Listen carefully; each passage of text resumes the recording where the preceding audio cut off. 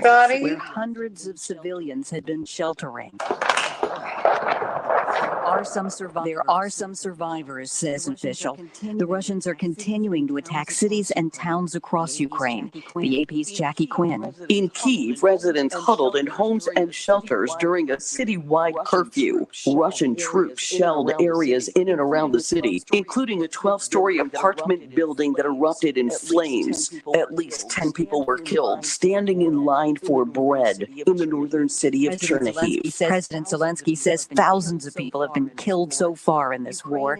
Ukraine is demanding a ceasefire and wants Russian troops to withdraw. The AP's Karen Shamas on how the talks with Russia are going. Officials have revealed the main subject under discussion revolves around the separatist regions in eastern Ukraine. Discussions were now focused on whether Russian troops would remain in those areas after the war and where the borders would be. Russia has... Okay, Pastor Brooks is ready. Would you like me to put him through? The alliance all stationed forces there. Authorities in Texas are still trying to figure out why a pickup truck crossed Hey, into the opposite hey, Darius, lane how on you Dark doing? West Texas Highway. Good morning. Awesome. Good morning. I'm going to try and make my headlines as brief as possible, but I need you to go right to it, okay? I'm going to ask you, I need you to put in the address of your church, when your services are, and then get right to it, okay? All right. So I need you to be inside of 5 minutes. Okay. Okay, thank you, sweetie. How are Deborah and Dasha? They are great. They really are. You know, folks say it, but they don't mean it. But they're good. They're good. I hear you. You're a beautiful family. Well, here we go. Mary D made her transition. Woof. I know. I talked to Don yesterday. Unbelievable. Yeah. 85 though, Santita. That's good. I mean, honey, at least. Because she and Hazel Thomas, so that's that particular class. You know, she's Wow. oh yeah. I remember when she was kidnapped when I was a little girl. Oh, Now, see, that's the kind of stuff I didn't know. it was she hovered near death for days. For days, and it was scary because you didn't know if she was going to make it. You didn't know if she was going to make it, but she did. And you didn't say she got shot too. Oh yeah, in the head. Yeah. Oh yeah. No, it was not. It was it was really unsettling. Really frightening, actually. Wow.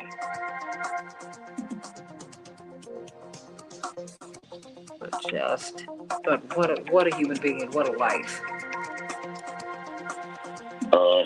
Now she was married to?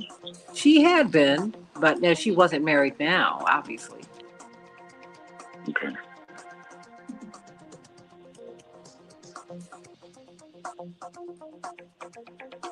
But just really.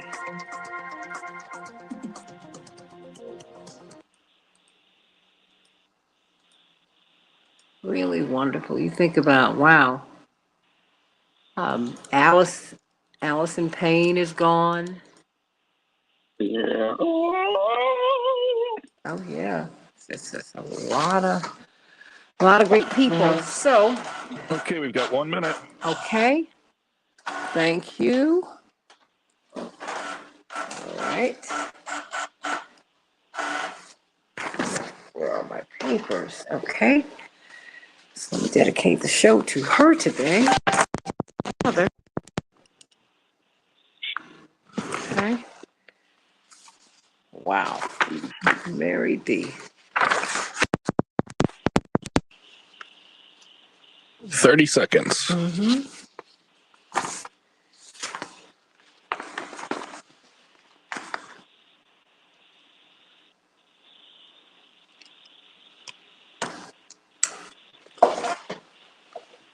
Hey, everybody, please like and share, and if you 10 can, seconds. look at the show on the Santita Jackson Show YouTube channel. Everybody, switch over there if you can.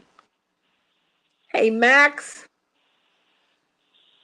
We can change the world, change the world, change the world. Oh, yes, we can change the world. We can change the world, change the world. This is the Santita Jackson Show. War and hate to a place of love. It's not too late. Gotta save the children. We can't wait. Let's change the world. I am breathing. Hey, everybody, welcome to the Santita Jackson Show. Happy St. Patrick's Day, everybody. Happy St. Patrick's Day. The river is green in Chicago, and you're going to have St. Patrick's Day parades all over the country in ways we have not seen. We're going to celebrate this holiday that we haven't seen since the beginning of the pandemic. Happy St. Patrick's Day to everyone, and happy birthday to my mom today. Yes, yay. It's her birthday. I love you, Mom. I love you, Mom. I love you. Happy birthday. Happy birthday. Everybody, let's get right to it. It's March 17th. Thursday, 2022, we've got to talk about President Zelensky and his speech before Congress yesterday. What did he say? What does he want? How can we help? How can we move toward peace? Because for the first time, we've heard statements that Ukraine and Russia are closer to this 15-point peace agreement. And even President Zelensky said that you really don't, you need agreements to end wars. And I told you, you don't shoot your way to peace. You have to come up with an agreement. So we're going to talk about that. And Jussie Smollett has been released from the Cook County Jail. Are you surprised by that? What do you think about that? We're going to be talking about that in just a few minutes at the bottom of the hour. And then the World Health Organization announced that the pandemic is not over. We're seeing surging rates in Western Europe. What happens in Western Europe tends to happen here next. So what do you think? First gentleman, of course, Doug Emhoff, the husband of our vice president, Kamala Harris, has tested positive, but he's recovering nicely. Thank God for that. So we got a lot to talk about today. So let's get right to it, everybody, on the Santita Jackson Show. But first, yet another dedication. We've lost yet another legend in broadcasting. And this hits me in a personal way, as did Purvis Spann. This woman has been a leading light for all of us in journalism. When you did not see women of color, when you did not see Black women particularly, Mary D was there. Whether she was on television, whether she was doing voiceovers, whether she was on radio, she became a hugely popular figure here in Chicago. Indeed, she is, not was, she is an icon. She made her transition yesterday at the age of 86, pioneer, trailblazer. And many people remember in 1971 when she had finished her television show, she was walking to her car and she was kidnapped. Shot in the head, she survived it, and she became an advocate for victims' rights. Or should I say survivors' rights, because that is what she was. She was a beautiful, as you know, petite woman. But wow, what strength, everybody. She became someone who lectured and spoke powerfully on aging gracefully, on diversity, on surviving and thriving, on confidence, on how to make it in these professional spaces where you are pioneering. So we just thank God for Mary D today. I love you. I love you. I love you, Miss Mary. I love you. I love you. I love you. God bless you, everybody. Send her right on up to heaven because she deserves rest. What a life. What a life. Everybody in Chicago, we're going to have a high of 59 degrees today. It will be cloudy, but what a beautiful day. Minneapolis, St. Paul, 47 degrees, cloudy. In the NBA, the Timberwolves were triumphant over the Lakers, 124-104. And the Bulls, though, fell to the Jazz, 125-110. In March Madness, Notre Dame won a squeaker. Oh, my gosh. Over Rutgers, 89-87. And Wright State was triumphant over Bryant, 93-82. Now, you know how I am about my HBCUs. I went to Howard. We're going to be looking for Norfolk State, who will be playing Baylor today. And then you're going to see a couple of these exciting games. Memphis, of course, Penny Hardaway is their coach. We'll be playing Boise State, and Georgia State will be playing Gonzaga, everybody. What about Ukraine? Did you see the speech yesterday by President Zelensky? What did you think about it? He is calling for a no-fly zone. He called our president the leader of the world. You need to lead this fight. What do you think about that? What more should President Biden do? Ukraine has come under increased attack by Russian forces. And Russia, for their portion, they have denied some of the more heinous attacks. We've got to find out what's going on, everybody. The World Health Organization's chief has a message to the world. The pandemic is not over. He announced that yesterday. He warned that the rising case numbers are just the tip of the iceberg, everybody. What do you think about that? We're seeing it in Asia. We're seeing it in Western Europe. Will we see it in the United States of America? The Federal Reserve has approved its first interest hike in more than 3 years. They see 6 more ahead. Rising interest rates, everybody. Rising interest rates. What do you think about that? What do you think about that? Call me or text me at 773-763-9278, 773 WCPT. And of course, actor Jussie Smollett released from Chicago jail while he appeals his case, everybody. His lawyers were elated that their client had been released from jail after serving 6 days in a 150-day sentence for staging a hate crime against himself. And indeed, his lawyers said while everyone was focused on the sensationalism surrounding this case, people were not focused on the constitutionality of the prosecution. His original charges were dropped almost 1 month after Chicago police accused him of orchestrating the hoax. So what happened with all of that? We're going to be talking about that with attorney April Prayer and attorney Robert Patillo at the bottom of the hour. A deadly 7.4 magnitude earthquake struck eastern Japan, and people are wondering if Fukushima if the nuclear reactor will be negatively impacted. What do you think, everybody? We're worried about that. There's a red alert for the Fukushima nuclear plant because of this earthquake, and no one's really talking about that. And scientists have found craters, including one bigger than a city block in the Arctic floor.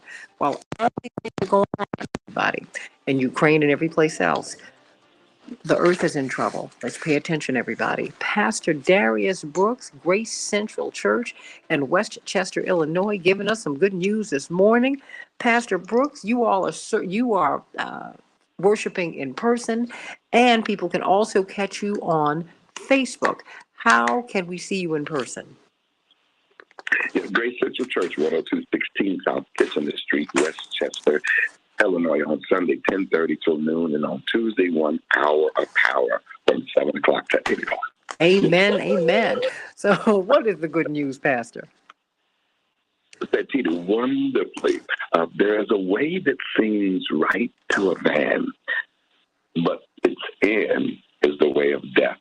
I'm so excited about this scripture, Proverbs 14:12. And Santita, if I had to use for a thought today, I am no good on my own. I am no good on my own.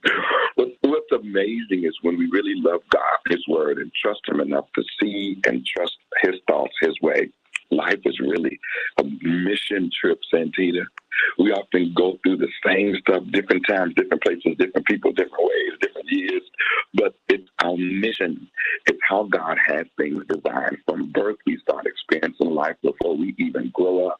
Santita, some of the things you and I went through when we were kids, we look at it now like, well, we didn't get a chance to grow up. Let it all this foolishness. Our own personal experiences come in our heads and our hearts. And as we get older, we try to make sense out of what doesn't make sense. And believe it or not, it wasn't meant to take us out, or we would be on this phone right now with your show. Been through a lot of things, seen a lot of stuff, looking at a lot of things, and coming out of what we've been becomes the believer's place of direction.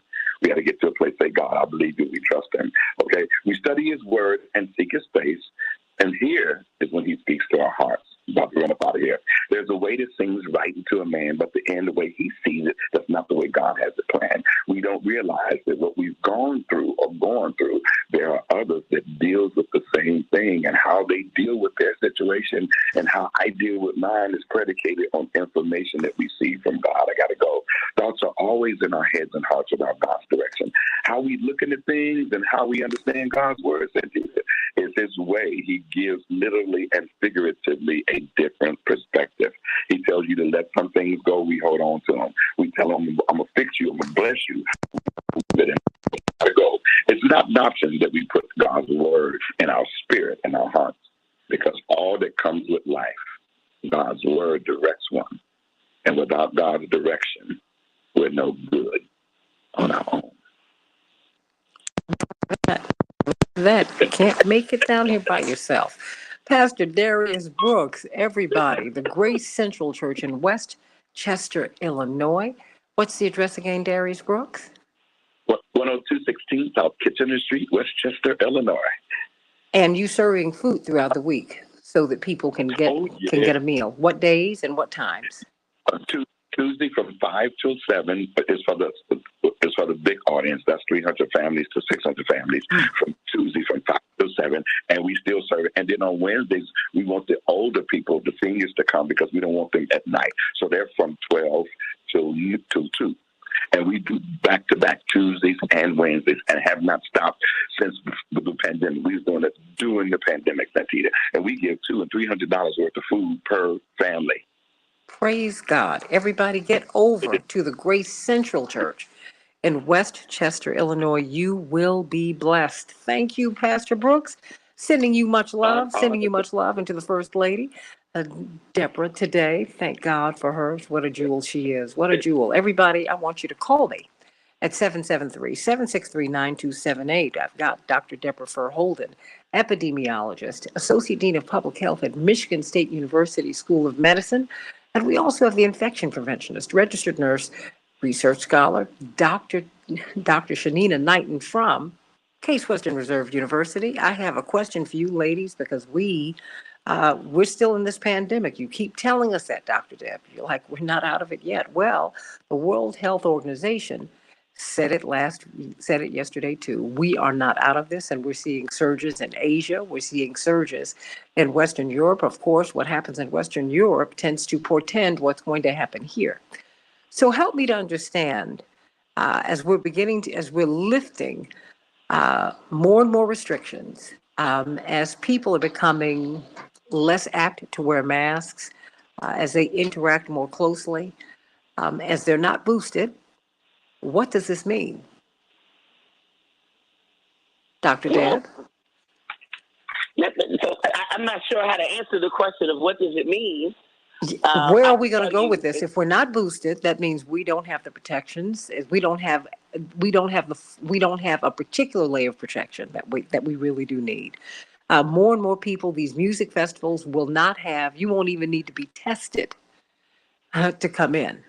It's one thing to have the shots, to have the vaccines, but it's something else to know what your status is, whether you're COVID positive or not. Whether you have been vaccinated or not, I think you need to know that. More and more places are like, unless you're symptomatic, we're not going to test you. It just seems like we're going to see a lot of spread, Dr. Deb. A lot of spread. Yeah, we're on the roller coaster, and I've been telling people for the last maybe week or so, look, the rates are creeping up. I'm a data person. I'm an epidemiologist. I'm in multiple groups. We're sharing data with each other. I'm in multiple international groups, and I'm looking, and we got colleagues in Germany saying rates are going up here, guys. Pay attention. Other people, rates are going up here. Pay attention. It's the wrong time to be scaling back, but none of what we've done, in my opinion, has been driven by data. Somebody asked me in an interview if there was only one thing that you could change about how we responded to this pandemic, what would it be? And my answer was, I would have had experts leading. I would have had experts. That's it. I'm being honest. No, but what do you mean by that? A lot of smart people. We had a lot of smart people, but people who were experts in the wrong things and people who didn't have the expertise that was needed. So again, we talk about Dr. Knighton, and she, will ruin any of our good times at a restaurant or a theater or out, because she teaches us about how to prevent the spread of infection. And you never realize. I learned how to wash my hands from Dr. Knighton. Mm-hmm. My mother taught me how to wash my hands, but then Dr. Knighton really taught me how to wash my hands, right? Yeah. And what's the point? If you want to wash your hands, you want to actually wash your hands in a way that actually keeps them clean and protects you, especially from infecting yourself. right? And so, but where was infection prevention in this conversation, right? We had Dr. Fauci, who's an infectious disease doctor. Dr. Fauci has been practicing public health for quite some time, but we forgot about how Dr. Fauci responded to the HIV/AIDS epidemic. Where were the real leading public health experts?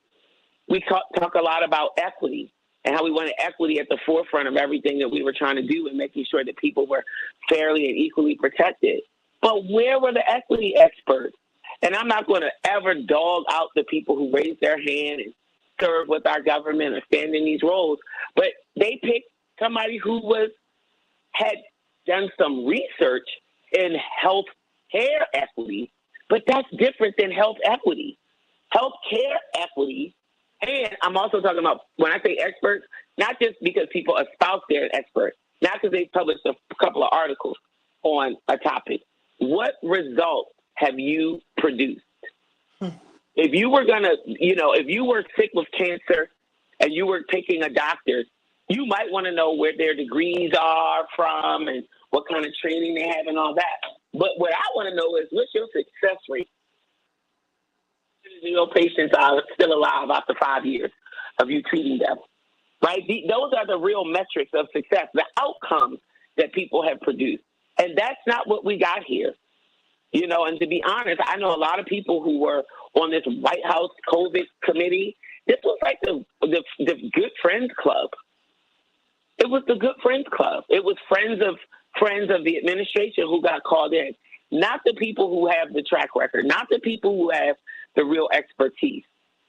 We've got a lot of real experts, people who know what they're doing, have a track record of accomplishment, who just will never get the mic, who will never get the chance to lead the charge. And so I think that's where we really fumbled. We did not engage any health communications experts in naming Operation Warp Speed and getting messaging out to people in advance and doing public education campaigns so that people understood what mRNA vaccines are and why they could be developed so fast and why they work. We didn't do any of that stuff. And so then we got what we got, and yeah, that's the big mistake to me. We didn't engage experts. And even now, the decision to peel everything back, the decision to cut all this funding, I had this really great project, the NNICE National Network to Innovate for COVID and Adult Vaccine Equity. All of that funding is now on the table. I'm on the chopping block. All of it. Congress hasn't even approved. They haven't approved the COVID dollars. They haven't approved our health spending. So a lot of us, and mind you, I've been a soft money researcher. We wrangle up our own supper. I write grants, and then those grants are what fund myself, my staff, and my research. Every year, Congress has to approve the budget, et cetera. And to know that we devoted these very targeted resources now to putting dollars in the hands of communities to take care of themselves, and now they're going to potentially take it all away. And we are on the brink of the next surge. It's right there on the horizon. Well, that's on the cover of the Washington Post today, that we are on the verge of the next surge. Yeah, absolutely. So, which is did I not text you that a couple of days ago? Like, absolutely, but you see, it took a few days for it to get to the cover of the Post, and it took a few days for the World Health Organization head to say, "Hey, the pandemic is not over." They have known it's not over. So I guess my question then for you, Dr. Knight, is what do we do? Do we wear masks? I mean, do we have to watch what we eat? I mean, how do we protect ourselves as more and more people are walking around unprotected? Good morning. So I'm going to continue to remind people that it's going to take more than one tool. And so we know that. And the thing is, we continue, and I'm saying we as a people continue to get relaxed every time we think we hear good news, okay? Or every time we think that there's one singular solution. I was cringing even back in January when there was the announcement of the boosters, right? Because it's like, yes, the boosters will help you. It will do what it needs to do immune system-wise, but the data was prevalent then. The data showed us that literally the vaccine was going to wax and wane and wear off at around 10 weeks. Now, if we do the math of where we are right now in March, and we think about the wave of the boosters and the wearing off time frame, we're actually right on target for that, believe it or not, in regards to that to start wearing off. And yet and still, during that time, we have not changed the way we clean our hands. We have not ramped back up environmental cleaning practices. Instead, we continue to take away layers. So every time we say, oh, well, once people get boosters, once they get vaccinated, oh, we can take away masks, we can take away layers. And it's like, why is it that things just have to be one or the other? Why does it have to not just all go together, right? Meaning, for example, yes, I will tell people, get fresh air. Maybe you don't want to wear a mask outside, but if you're in an elevator, you better have one on because you're in a place that's closed in with strangers, right? And so when I tell people, even during this time, stay ready so you don't have to get ready. Act as if we are going to be in COVID for the rest of our lives, and you won't have to be surprised about measures that you have to get rid of. If you know that every single surface that you touch or come in contact with, whether that's the elevator button, whether that's the counter that somebody else was talking over, if you assume that it already has germs and droplets on it, you're going to be more conscious to clean your hands before and after touching it. You're going to be conscious to make sure that you're distancing from a crowd of people that you may not know and assume that either you have COVID or either they have COVID. And I say that if we always function as if other people around us are ill or that they are ill, then we tend to not put ourselves in a situation of surprise. The element of surprise is, oh, I can't believe I got COVID. Oh, I can't believe I got sick. Well, can you really not believe it, or did you not think that just that one little action of you not protecting yourself meant that you were going to be safe? Sure. And that's not quite the case. Well, you know what, I want to, I need to go into Jussie Smollett in the next segment, but very quickly, I want Renee to ask a question, and then I want you all to answer it very quickly on the other side. Renee? Hi. Well, I really didn't have a question. I just disagree with Dr. Verhoeven. I think they did look at the data. I think they looked at the data and they saw that more Black people were getting sick and Native Americans were getting sick and that they were dying at higher numbers.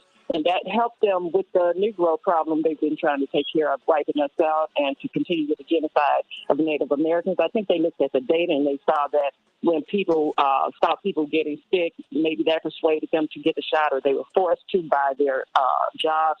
And that helped the data, the stock prices go up. We looked at that data just like they're looking at it right now for Novavax.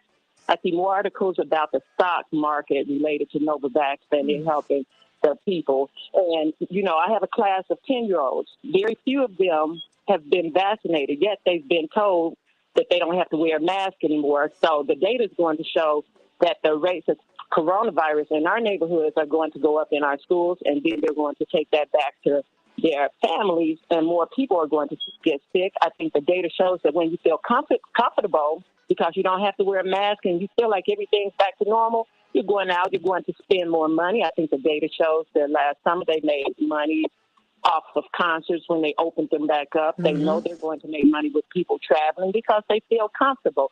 So I think they're looking at the data, but I don't think they care about the good of the people. And one last thing. Well, no, hold on. I got a hard break. Hold on, I got a hard break. You can continue during the break. Stay right here. WCPT 820, the nation's largest progressive talk radio station, AM 950 Radio, the voice of progressive Minnesota, and of course the Santita Jackson Show YouTube channel and Santita Jackson and Friends on my official page. I want you to dig into this during the break. All right, Dr. Deborah Ferholden and Dr. Knighton back with more in just a minute.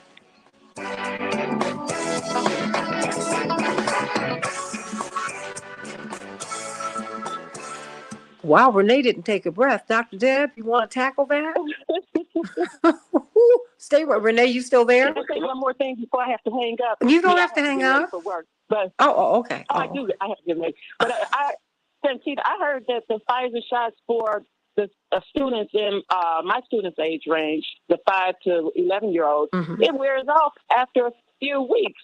So they feel like they're protected, and they're not really all that protected from this virus. And then, there will be new variants. Isn't there a new one called the Delta Crom or something like that?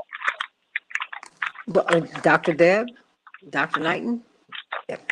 Oh, because she's a teacher and she's got these children here, 5 to 11 years of age, but she's also a mother or grandmother and all of that. A grandbaby with heart problems and all kinds of problems. She does not need to be exposed to this virus, but it's the world we live in. So what is your question? Or Dr. Knighton, go on. No, I was just getting ready to ask that because I know she had mentioned before in regards to Dr. Deb, and I wanted Dr. Deb to respond, before to the prevention. So I was being facetious about the data.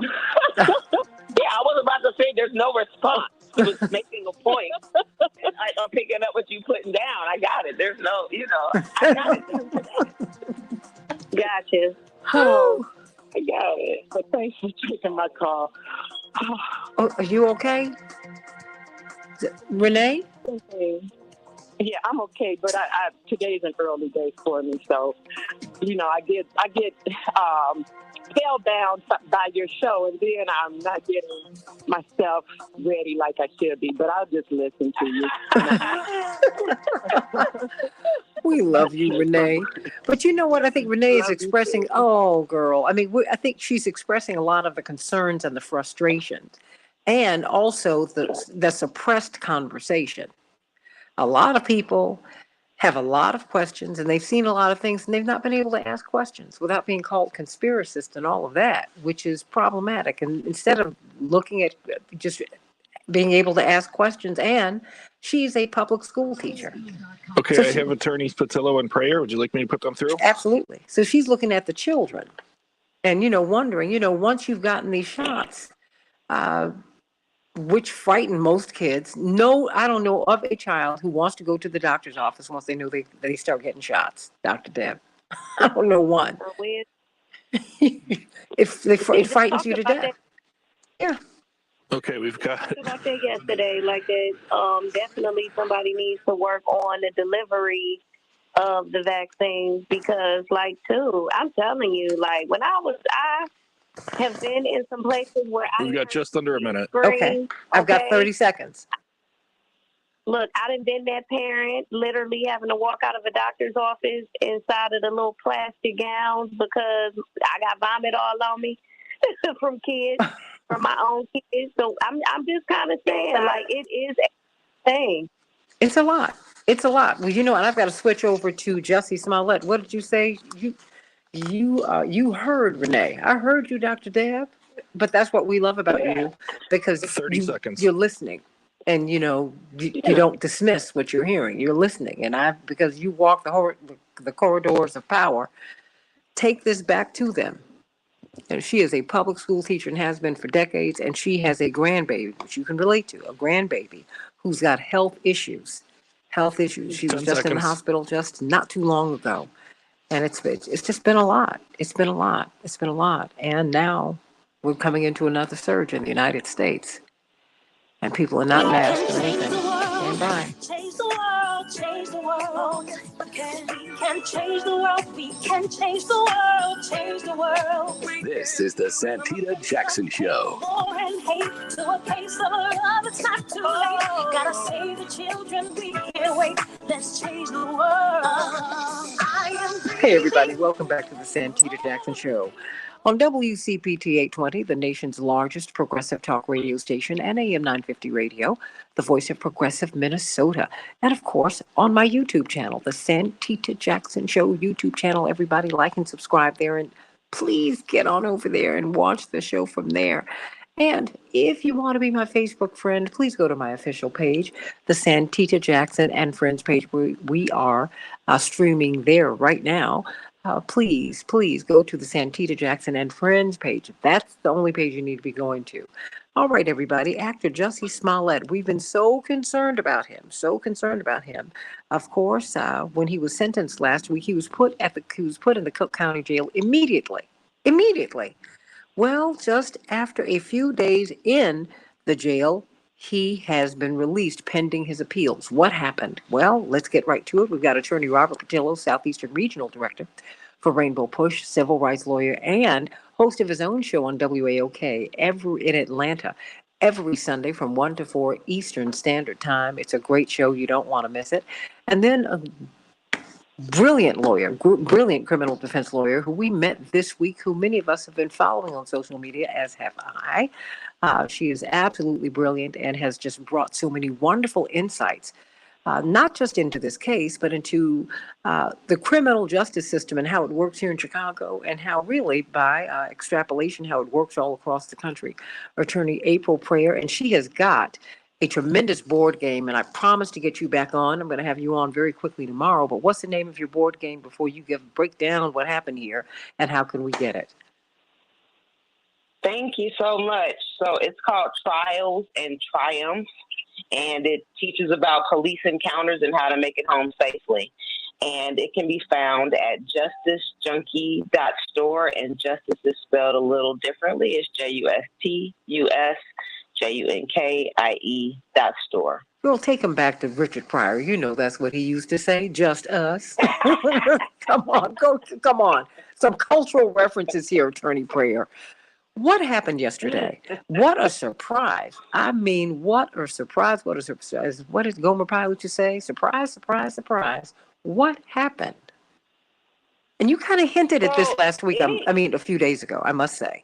You said he's got an excellent legal team. I knew it was in the works. You kind of hinted at it. I said, oh, no. Okay, so talk to me. What's going on? What happened here?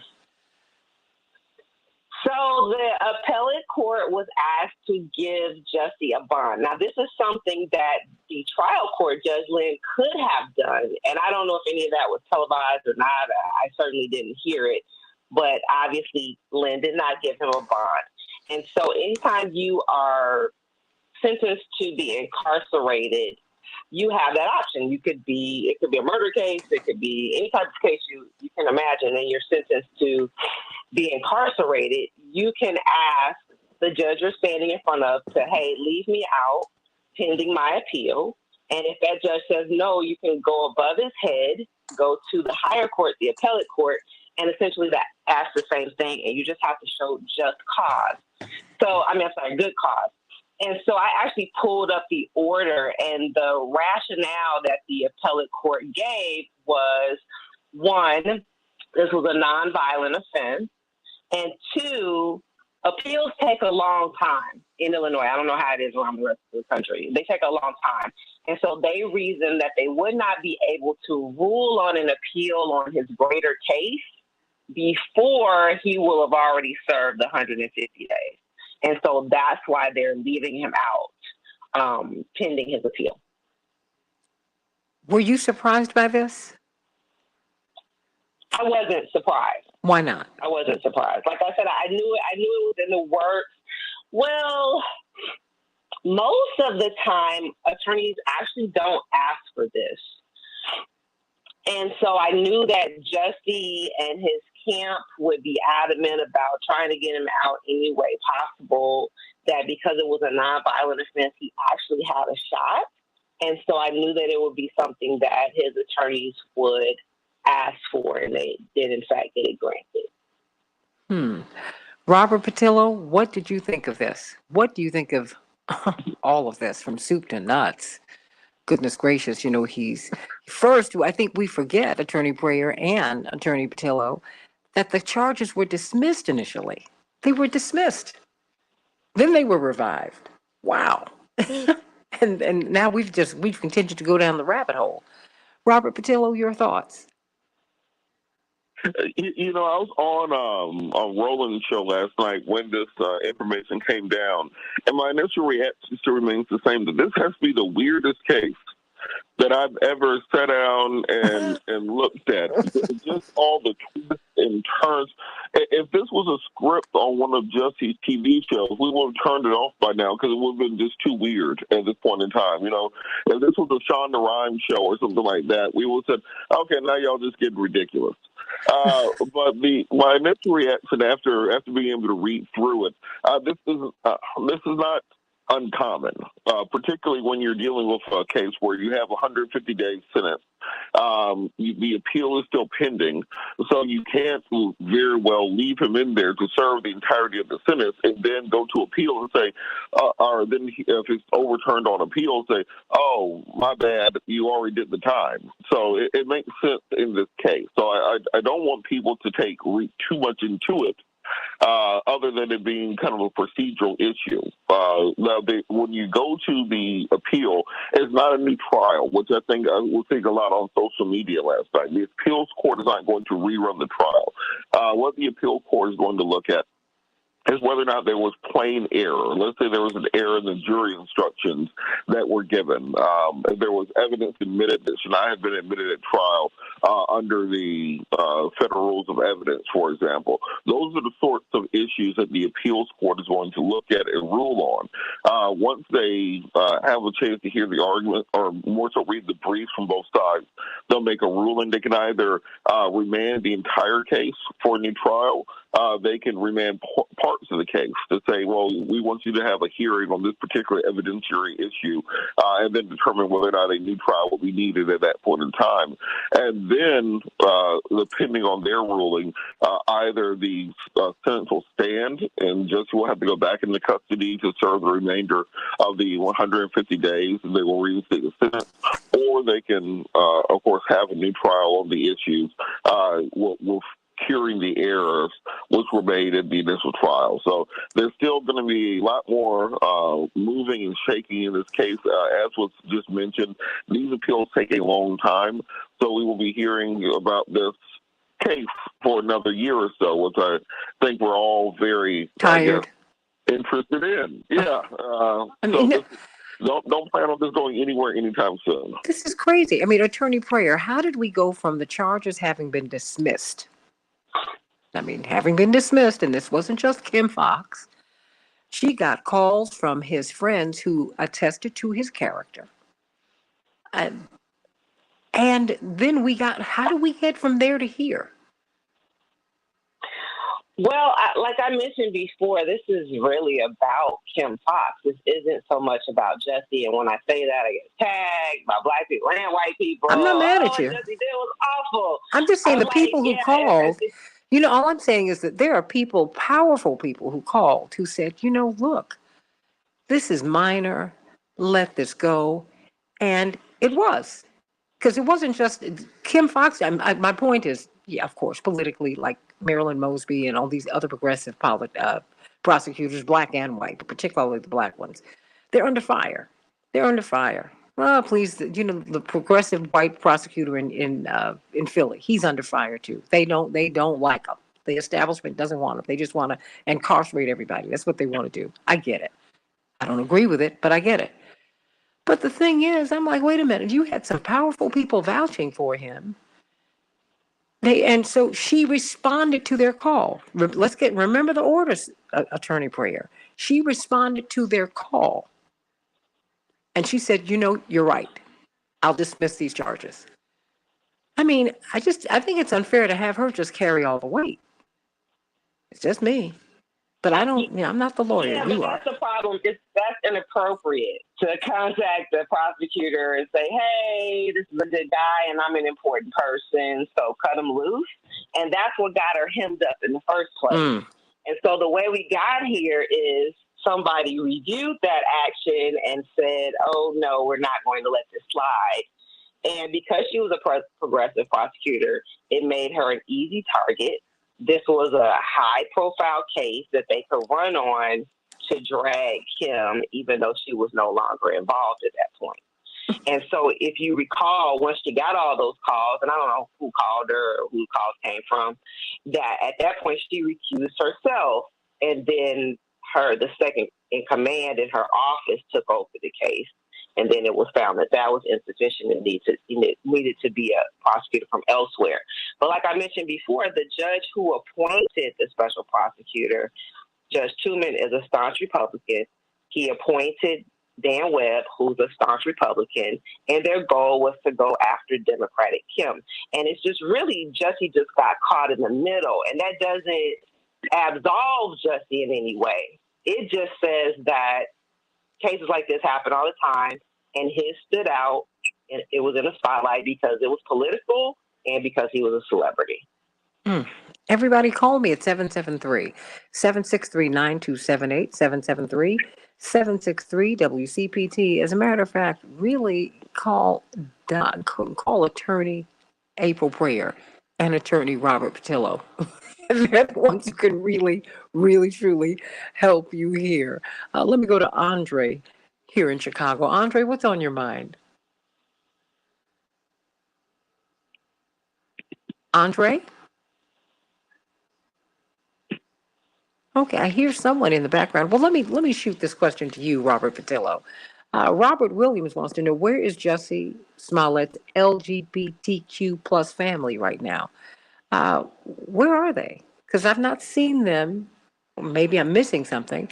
I've not seen them rallying behind him. This is for you, Attorney Patillo, and you, Attorney Prayer. Robert.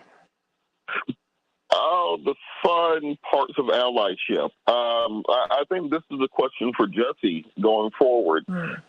When he decides what his priorities are. When it comes to his activism, you have to look at who was there for you when you were at your lowest point. And I think for many Black celebrities, when you're talking about intersectionality, often it's great when you're there for their causes, not so much when you need them for your causes. I'm reminded of the Women's March when you had Tamara Mowry going through her issues, and very few of the white feminists came out to support her or to support many of the Black women who have been active in the women's rights movement.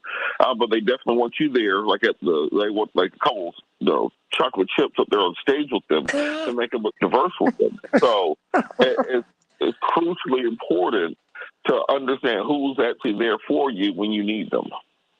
Attorney Prayer, we've not seen them. My response would be that, at least from what I've seen on social media, is that a lot of members of that community are very angry with Jussie. A lot of them were demanding jail time. They thought he should have gotten more time because they felt like he did make them a target. And I gotta say, from when I was in court, those who were there for him were Black activists because they knew that Jussie had been involved in their causes. So Black Lives Matter activists who, because Jussie was in some way, one of the activists told me that Jussie actually helped put her out front to get the Laquan McDonald murder tape released. So they really revere him. But these were Black Lives Matter protesters. There was a Burge police torture survivor who came almost every day. Those were the people I saw in court. I did not see LGBTQA plus folks there, or if they were there, they didn't make themselves known. I think that's interesting, and I think it's a shame because he has been a pioneer, particularly, for this generation as a Black gay man in that space, and as someone who has really been quite forward with his activism for everybody. Andre, you're still there? Yes, I am. This is Andre. Good morning to everybody. Wonderful hearing your voice. What's on your mind today, Andre? Okay, I want to say that I'm glad that Jussie was released from jail because I thought what happened to him was unfair. No matter what he did, I think that it was wrong for Lori Lightfoot and David Brown to make all this hoopla about restitution. We're going to pay over $100,000 in restitution. And the reason I feel that way is because look at all of the money that the taxpayers in Chicago have paid for this police misconduct and false imprisonment thing. So question for the attorney is that can the people of Chicago file some sort of class action suit to sue the city of Chicago for the tax dollars that was spent against these illegal police killings? Attorney Prayer? Class action, I don't do class action suits normally, so I couldn't really answer that. My guess would be no, because normally, I mean, it's a great question. That would be a really creative legal argument. I'm not sure that it would stand up in court. Normally, you have to have been the victim of a harm yourself. So I don't know. My answer would be I don't know. I will pass the ball to the other attorney on the line. Yeah, folks, to pay restitution, because those of us that live in Chicago, we paid enormous amount of money in taxes for these police abuse lawsuits against the police. And we paid, and yet they just got a fat contract, but the police just got a contract for Lloyd Lightfoot. So I think we deserve something. That's my comment for today. Well, he's making a great point. I mean, because Attorney Robert Patillo, as I'm reading the comments, behind these stories, and, you have to take them with a grain of salt. Many people who are making the comments, they're saying that he should be in jail. I'm like, for a class 4 felony? What is going on here? I mean, because I'd like for you to answer Andre's question, but to dig in and why there is so much anger toward Jussie Smollett. Well, one on Andre's question. So unfortunately, there's no private right of action to sue for government malfeasance of that nature. But the type of class action you're looking for is called the election. So when these people come back up for re-election, when Lori Lightfoot is back on the ballot, when the city council is back on the ballot, the people who are hiring the police chiefs and making these decisions, that is the class action you have to take by replacing those individuals and getting people in office who do believe in police accountability, who are willing to take on the police unions, who are willing to put the skin in the game to change that police culture against one of terrorism and human rights abuses and mass murder, and into a type of department that believes in the rights of individuals, public service, clearing the criminals out, securing the communities, but not over-policing and injuring and terrorizing communities. We just saw the family of Adam Toledo. They're filing suit against the city. That'll be another, 7 or 8 figure settlement that the city is going to have to pay out in that case, and many others. So it's bankrupting the city in many ways, both economically, but more importantly, morally, where people do not have the faith in the institutions to believe in their police department to act appropriately, and then no faith in the political system or the legal system to hold them accountable for that. And to the question of why so many people have such vitriol in this case, I think this is the appearance of special treatment. People don't like the appearance that somebody's being treated special or different because of money or because of fame in the case. And I also think that we talked about this before the sentencing came down, the lack of contrition, that I think a lot of this could have been simple. Coming forward and saying we were trying to make a point about the toxic nature of American society right now. It went a little bit too far. We apologize to the people of Chicago. There's something along admitting the guilt, something along those lines. I think most people could accept that and move on. But the fact that hasn't happened, despite the trial taking place, despite this going on for years, is why you're seeing public opinion turn against the concept. And even this release, since the media reported it as some kind of not a procedural issue, but just his magical team got him out again. People really do believe this is part of wealth and privilege, and having people in high places call the prosecutor to get your charges dismissed. And that's why a lot of people have turned against this idea, instead of understanding it's just a procedural issue where they take him out while they're pending the appeal, just because of the amount of time that he's sentenced to. Well, Attorney Prayer, that's part of what makes me so sad. They look at him as someone who has wealth and privilege. I mean, mind you, he's a working man. So this has been, he's taken quite a financial hit. And that's what these things are designed to do.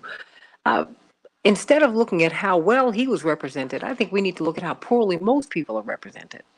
I mean, they don't have resources. We don't fund public defenders, and on and on and on. I mean, it's an awful thing. I've got about 3 minutes here. Your game helps us to understand how we need to interact with the police. Yeah, just walk with me down the street for a hot second, Attorney Prayer. Let's apply your game to this particular case. Is there anything that Jussie could have done differently that might have reshaped the outcome? That's a great question.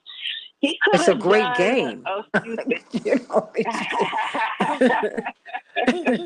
So the 7 rules of the game are: don't run, don't reach, don't resist, don't run your mouth. He could have not run his mouth. The next 3 are not as related. They are refuse consensus search, refuse all DUI tests, and request a lawyer. He could have requested a lawyer earlier on, and that would have cut down on some of the statements. Because I think what did him in, at least in the eyes of Black America, Black men I've talked to, was that body cam video of having the noose still around his neck. Yes. I've heard several Black men say they've been Black men their whole lives, and that would have been the first thing they threw away. They wouldn't have wanted to touch it. They wouldn't have wanted anything to do with it. They certainly would have not put it back around their neck. So that whole scene with him with the noose around his neck. And so, of course, I don't have any scenarios like this in my game. this is a little bit too fantastic. I wasn't that creative. But I do believe that if he had shut up talking, especially the minute, and it gets tricky. Sometimes you do believe you're a witness. You're being treated as a witness. You're being treated as a complainant, and suddenly you realize the tone of the questioning has changed, and you may have said too much. That's the point you need to ask for a lawyer. And most witnesses think, okay, I'm the victim here. I'm walking the police station. Why would I need a lawyer? I tell everybody, if you're setting foot in the police station to file anything other than, a missing wallet report, you need to take a lawyer with you. Well, you know what? And you get lured in, because they saw this, first of all, this man who's living in this Black man who's living in this high-end building, high-end apartment. They might have recognized him from television, and they might have made him feel comfortable. Fatal. Okay, just everybody, please. What's the name of the game, and how can we get it? Because we need to follow these instructions. I'm telling you, this is instructive right now. Attorney Prayer. Called Trials and Triumphs. And it can be found at justicejunkie.store. I spell it differently because there is no justice. There's just us. It's just us. JUSTUS. Yeah, just us. JUSTUSJUNKIE.store. And it has 54 different real life scenarios in it. So it does not have Jesse's scenario in it, but it has average everyday scenarios that I see over and over and over in my practice that people can avoid. Okay. Well, it just seems like whatever scenario we're faced with, it just gets tight on us. Everybody, Attorney April Prayer. Woo. Just us, junkie, everybody. Just us. Just us. Just us. Let's talk about President Zelensky. Let's talk about him. We're going to hear from Ray McGovern. That's right, Ray McGovern, who actually, former CIA analyst who briefed presidents for decades. So this Soviet, Russian, Ukrainian space, Eastern European space, really the world intelligence space is something that he really, really, really knows. And we have him as our special guest today to answer your questions and to explain what we saw yesterday. Why is President Biden pushing back against this no-fly zone? Why has President Zelensky said to him, you're the world leader. You need to take the reins of this. What do you think about all of this? Are you ready to go to war with Russia over Ukraine? Or do you think this is about democracy? I mean, tell me. I want to hear your thoughts. Call me at 773-763-9278, 773-763-9278 on WCPT and AM 950 Radio, the Santita Jackson Show. Back in a minute.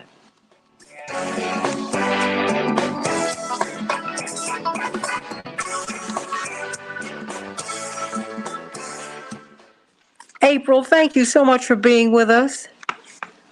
They actually both just literally dropped. Oh, okay.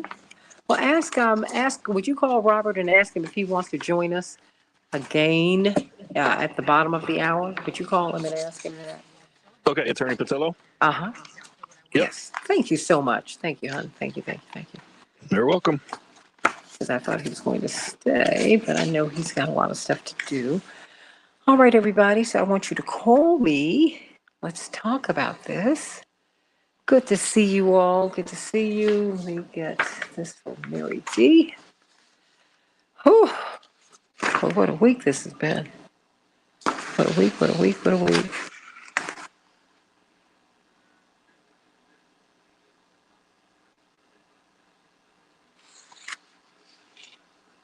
Oh, boy.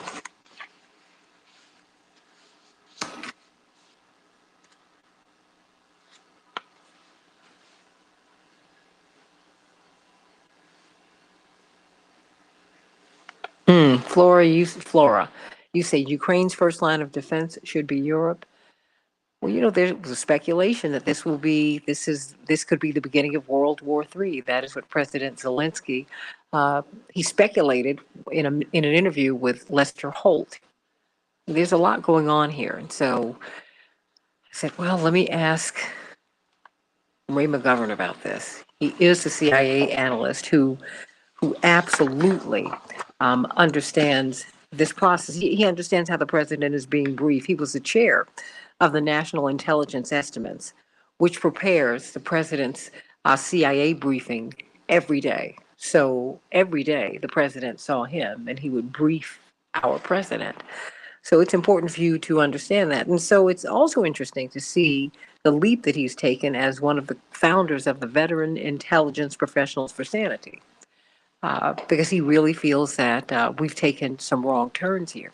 So I'm just really very, very honored whenever we can get him on here to talk about this, because this could be a worldwide conflict. I'm hoping that these talks between Ukraine and Russia will be successful. I just read yesterday that they have 15 points of contention. So we will see. And thank you so much, D. Ray. Happy birthday to my mama today. That's right. St. Patrick's Day is also my mom's birthday. Oh, boy. God bless her. I'm going to see her in a little bit. Even though she said she wants to rest today, I'm not mad at her. But there you go. It's good to see everybody today. Hope that you're having a great day. Everybody, please like and share this show. Share it. Please, D. Ray, share the show. Francis, Robert, Andre, Eric, everybody share. Thank you, Eric, for sharing it 20 times the other day. Thank you. Renee, share it. Max, please share it. Flora, fake power scammer, please share it. Okay, I have Mr. McGovern on the line. I'll put him through in a second. Okay. And Attorney Patillo said that he would be willing to join us again at 7:30. Okay, So thank you. That's fantastic. Yep. Okay, Mr. McGovern is on the line. Attorney McGovern. Mr. Ray McGovern, how are you? I am fine, Santita. How are you? I am doing great. It's wonderful hearing your voice today. Wonderful hearing your voice. As I've been able to see more of these news reports about this speech yesterday, I'm so glad you can help to break it down, because I just don't quite know what I just don't know what I'm looking at. When I see, the munitions industry, the military industrial complex, they're making so much money off of this. And I think it was Raytheon and another one of the companies, they were telling their stockholders, we're going to make a lot of money here. I said, this is crazy. Pension is good. Mm-hmm. Yep. Pension war, good for business. Good for business. Is there any other way to make money? Well, there should be, and there are. Okay. Yeah. Okay, I'm missing something here. I just think these people, whew, they got me. They got me, Mr. McGovern. But stay right there. I'm so glad that you're with us today. And you can help us to really understand what we are looking at, because it is It's not being explained. I mean, perhaps you can tell me before we even come on the air why it is that we only have generals, right, and soldiers explaining this war to us on television. We don't have people who are talking about the negotiations between Russia and Ukraine. Apparently, there are 15 points that they are negotiating over right now. No one's really talking about that. And indeed, a couple of days ago, they said we've actually made some progress. Well, I have to read that. I can't hear it on TV. I can't see it on TV. I can't hear them. They only talk to the Ukraine foreign minister. They don't talk to Mr. Lavrov. I mean, it's just 1 minute. Yeah, it's a very one-sided coverage. It's actually, if you can believe it, worse than the period leading up to Iraq. So the media learned a lesson in those days that they could lie, they could regurgitate government handouts and escape any accountability. Wow. They're pretty much immune to criticism. Because who's going to criticize them? They're all in there together. 30 seconds. Criticize MSNBC? I don't think so. So, yeah, it's pretty incestuous. It's awful. One moment, please. We're coming up in about 30 seconds. Not even. Okay. Okay. Sure. 10 seconds.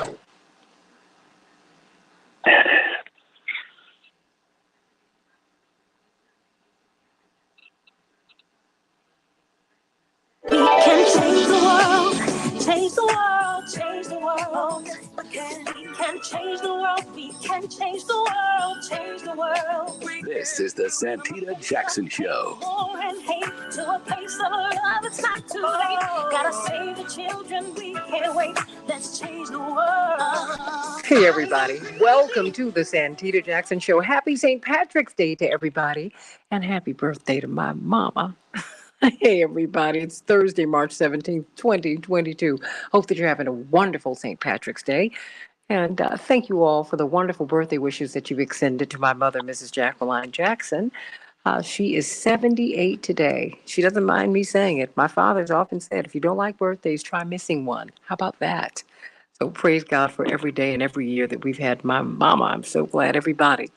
I'm coming to you from WCPT 820, the nation's largest progressive talk radio station. We were Air America, but today we are WCPT, AM 950 Radio, the voice of progressive Minnesota. That is my home to the north in Minneapolis, St. Paul. And we've got a lot to talk about today. What about President Zelensky? And his speech yesterday? What did you think about his request? What did you think about him calling for President Biden to lead the charge? I guess, really against Russia. What do you think? What about the call for the no-fly zone? What about the big ask for more weapons? We've got a lot to talk about. We've got the brilliant Ray McGovern with us, former CIA analyst. Indeed, he, for years, briefed our president. He was the chair of the National Intelligence Estimates.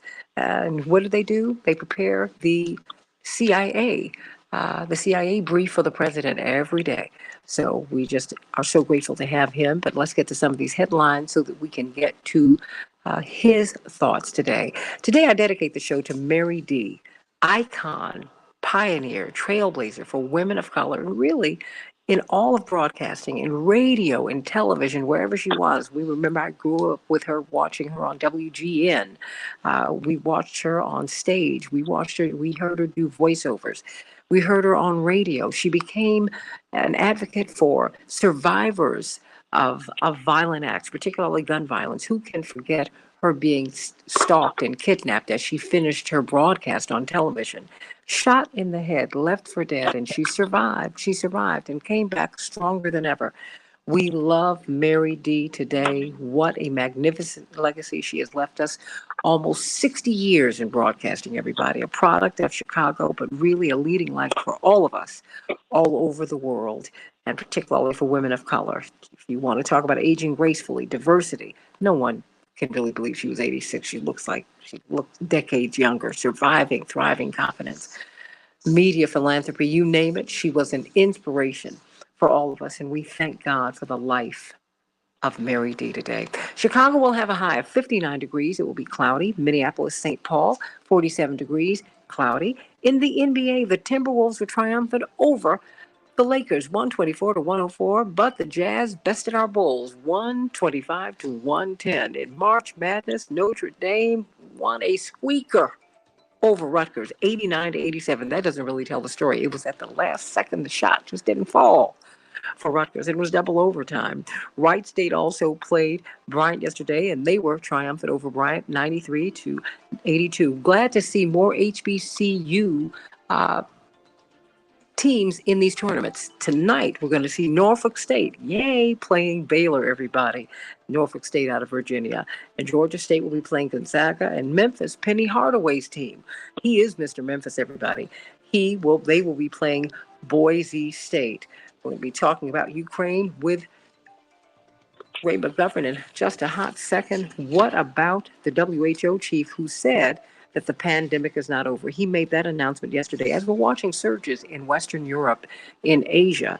He said we have got to be vigilant about this. And actor Jussie Smollett, we were just talking about that, released from Chicago jail pending his appeal. The Federal Reserve has approved the first interest hike in more than 3 years, and they see, get this everybody, 6 more ahead. There's a red alert for the Fukushima nuclear plant after a 7.4 earthquake struck eastern Japan yesterday. So what will that mean, everybody? 4 people were killed and at least 160 people were injured, according to Japanese authorities. And in more environmental news, scientists have found craters, including one bigger than a city block, in the Arctic seafloor, everybody. As we are looking at Ukraine, everybody, please pay attention to the environment. This is an earth that we all share.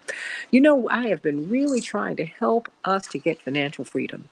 And so if you want some financial freedom, I want you to reach out to Team Hochberg. Team Hochberg, 855-56-DAVID, 855-56-DAVID, or visit their website at 56david.com, 56david.com. Why? Because if you don't have credit, if you need to build your credit, if your credit has been damaged, they can help you. If you have high credit card debt that's preventing you from buying a home, or just really, if you're not able to eat well every month, they can help you get out of the debt. If you want to purchase a new home, if you want to refinance your existing home, if you want to secure a VA loan or reverse mortgage, call Team Hochberg at 855-56-DAVID or visit 56david.com. A Navy veteran named Chuck and his wife Patty, both retired, and they were barely able to make it off of their pensions. So she called to consolidate the first and second mortgages and their $30,000 of credit card debt. You know how that is, everybody. Well, the Team Hochberg officer, after one free consultation, they pulled together a program and they became clients of Team Hochberg. Team Hochberg reduced their monthly payment over $500 a month. That's over $6,000 a year. And they've been able to get them out of debt.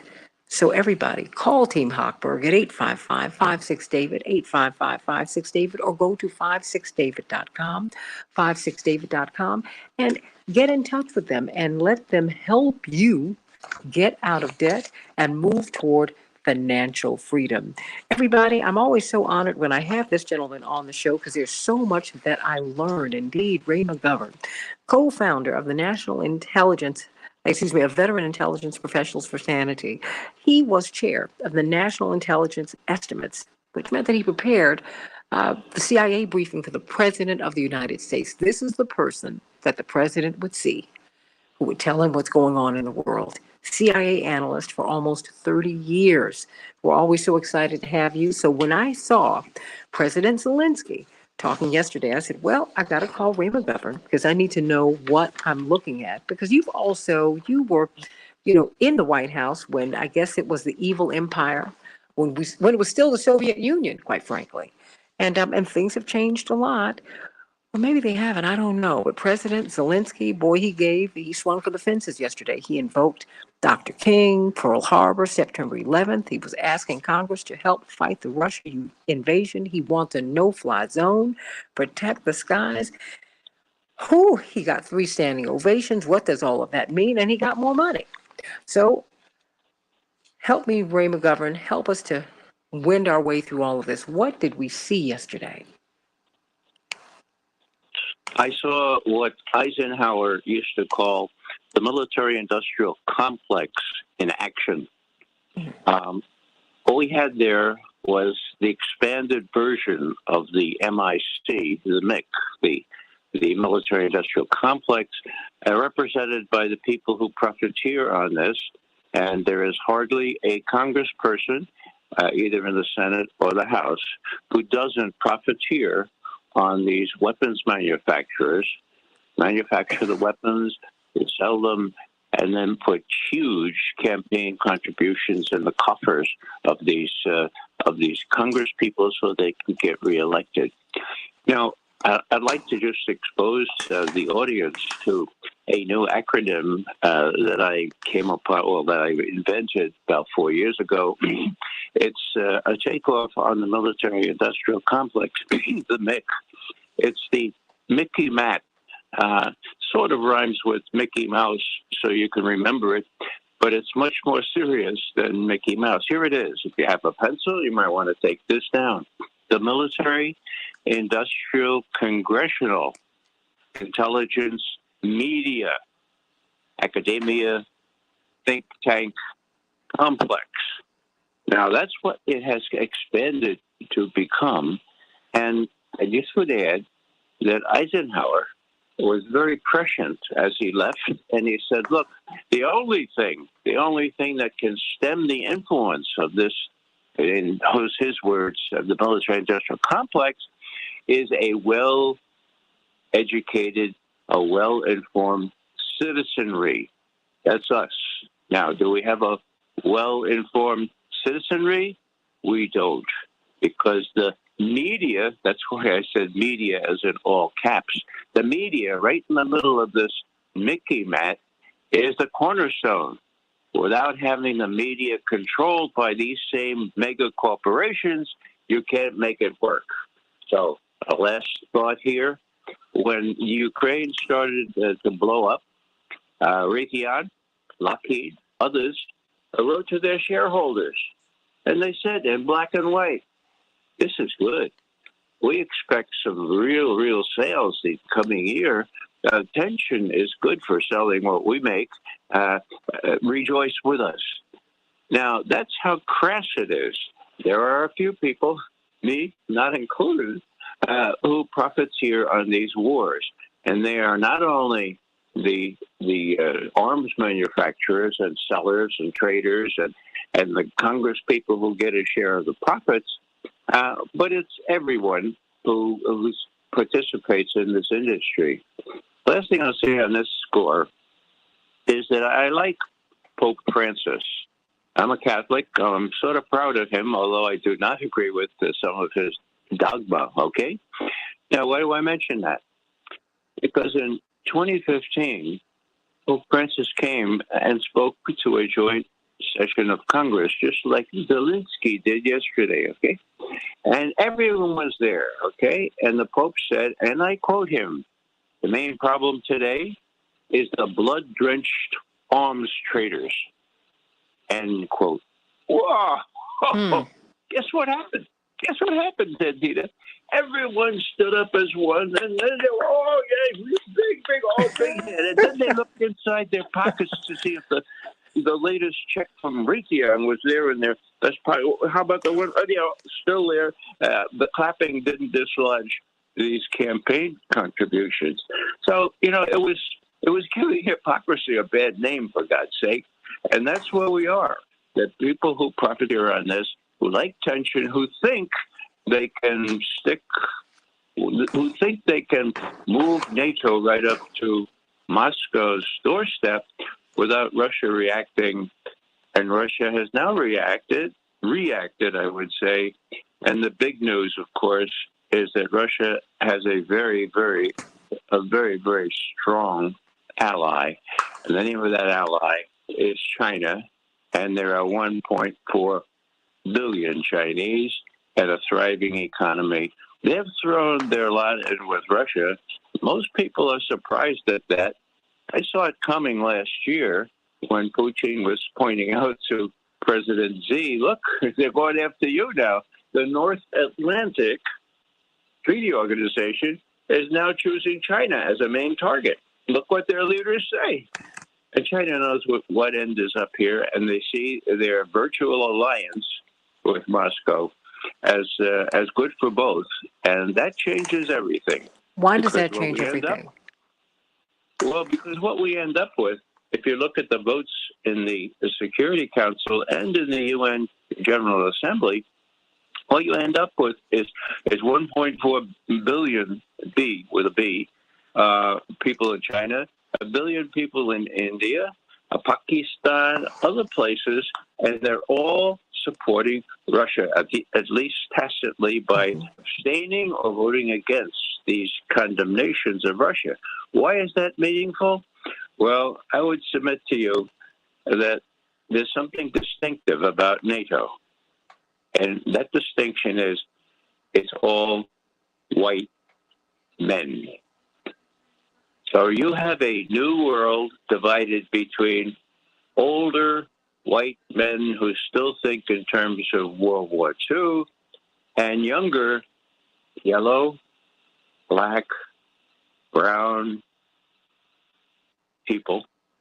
And, you know, you don't have to go back to James Baldwin for this, but I do. James Baldwin wrote a letter to Angela Davis way back in 1970. And he said, look, Angela, as long as white supremacists can do their dirty work, let me see if I could get the quote here. Yeah, here's a quote. He said, look, Angela, I just saw you on the cover of Newsweek. You had just been arrested for protesting Vietnam. You were in chains. Now, Baldwin says, you know, one would have thought that by this hour, the very sight of chains on black flesh would be so intolerable for the American people that they would spontaneously rise up and strike off those chains, but they didn't. And the main story, as Baldwin puts it, quote, let me put it this way. As long as white Americans take refuge in their whiteness, they will allow millions of other people to be slaughtered.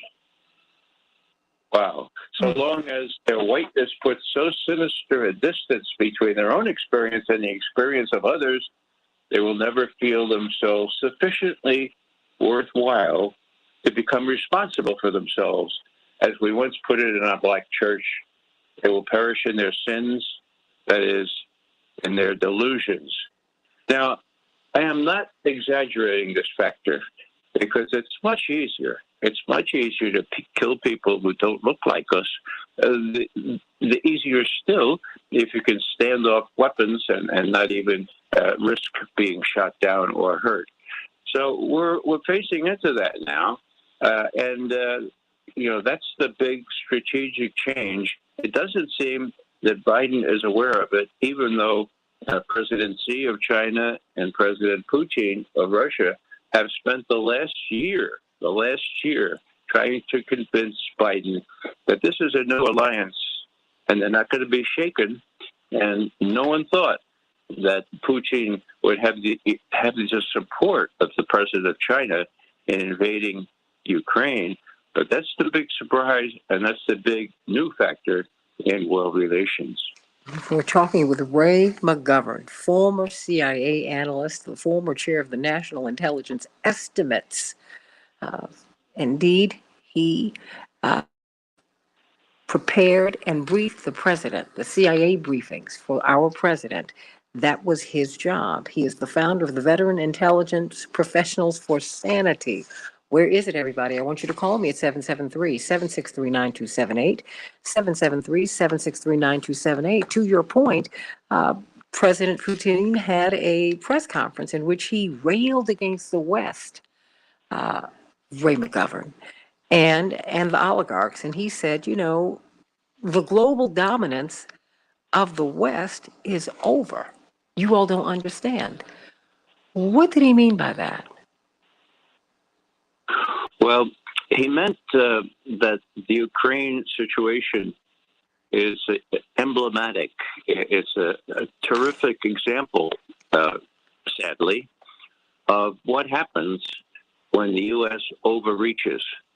Now, after World War II, and especially after the implosion of the Soviet Union, after Russia sort of disintegrated, the U.S. was the sole superpower in the world and acted like it. No longer is that the case, as I tried to explain just now. It's Russia and China and places like India who do not accept the diktat of what the United States is trying to do. So we have a situation that is very, very labil, as the Germans say, very tentative, very risky. And the risk here is that we will try to do in Russia what we did in Ukraine.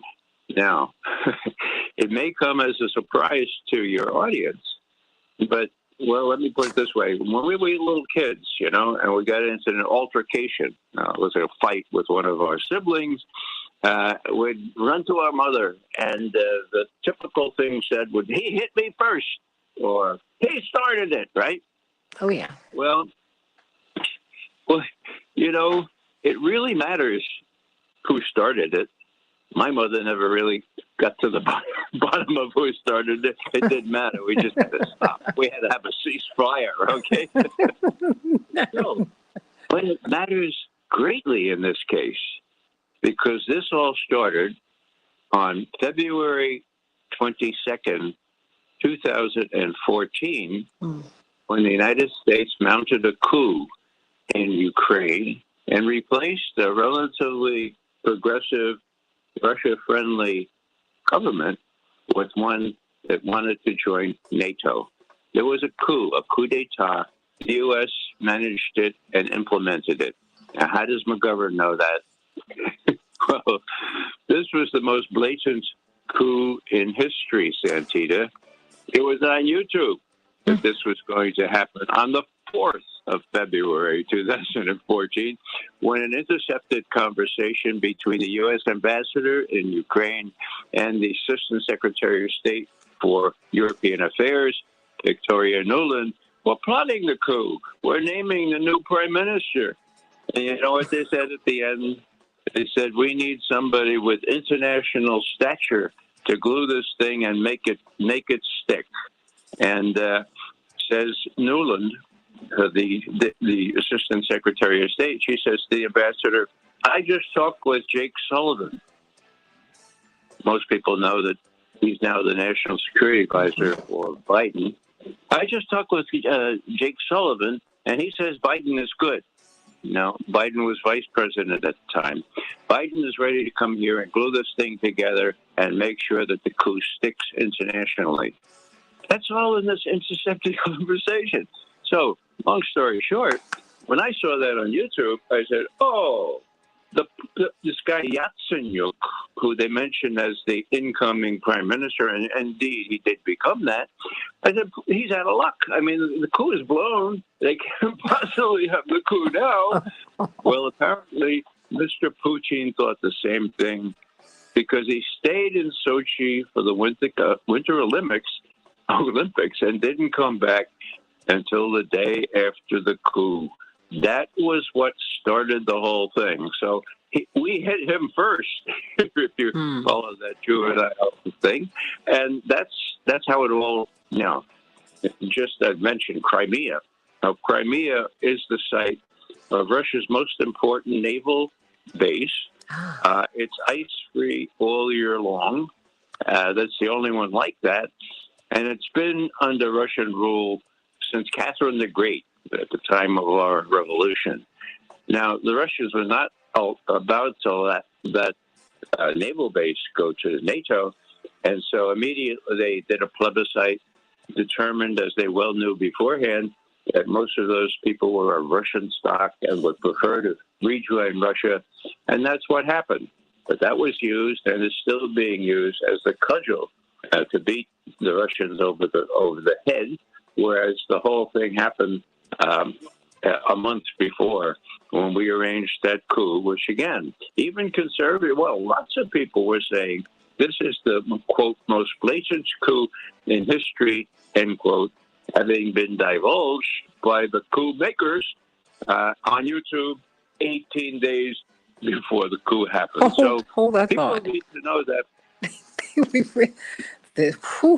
I knew you'd help us. There are a lot of moving parts here. Back with more of the Santita Jackson Show with Ray McGovern in just a minute.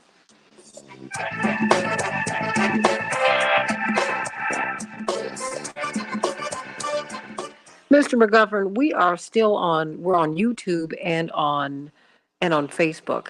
Why do you think it's important to go back to 2014, to the coup? I mean, I've had other people who've done it. We're not going to be able to get Bryce Green on with us today, but we are going to have David Gibbs, who's a history professor who's written about this extensively.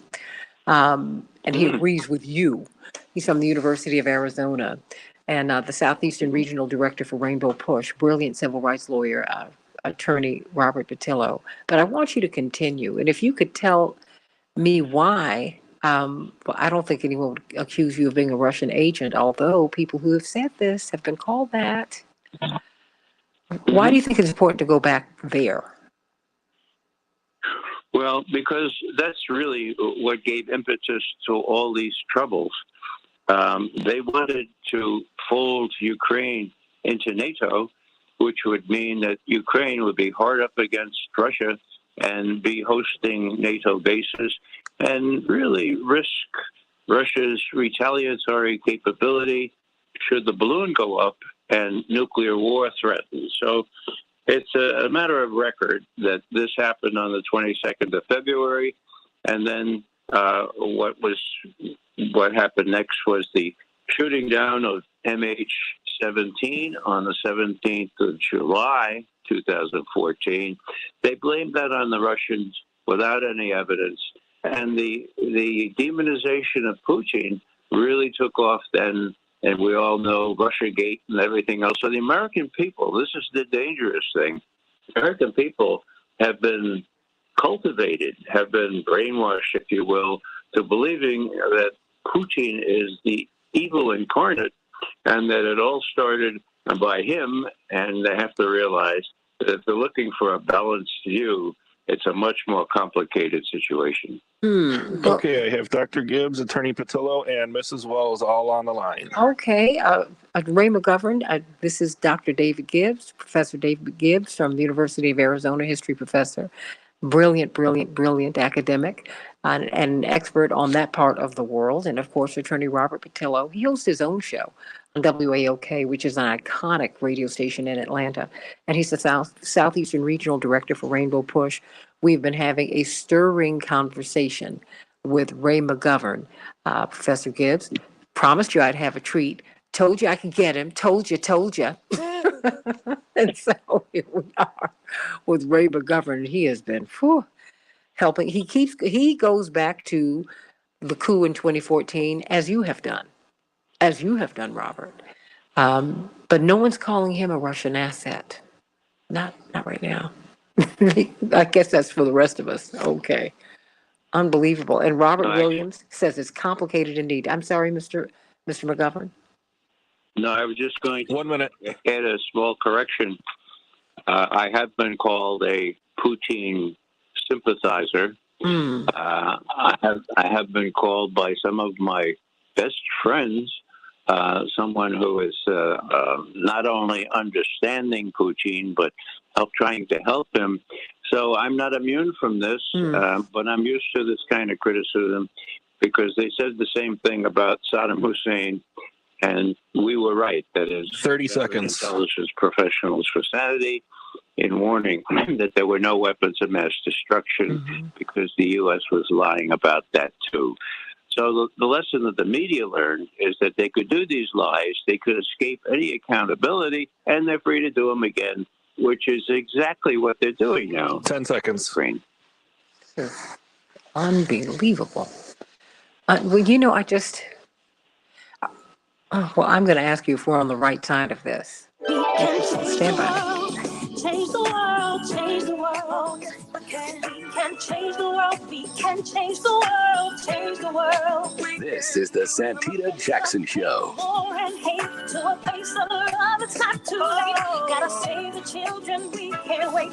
Let's change the world. Hey, everybody. Welcome back to the Santita Jackson Show. Happy St. Patrick's Day to all, everybody. And happy birthday to my mom. Sending her much love today. This is WCPT 820, the nation's largest progressive talk radio station.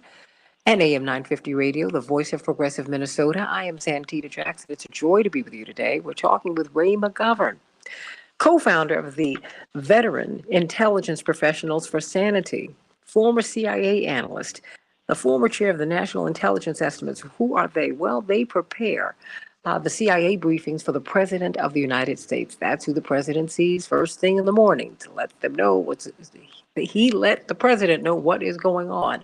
Wow.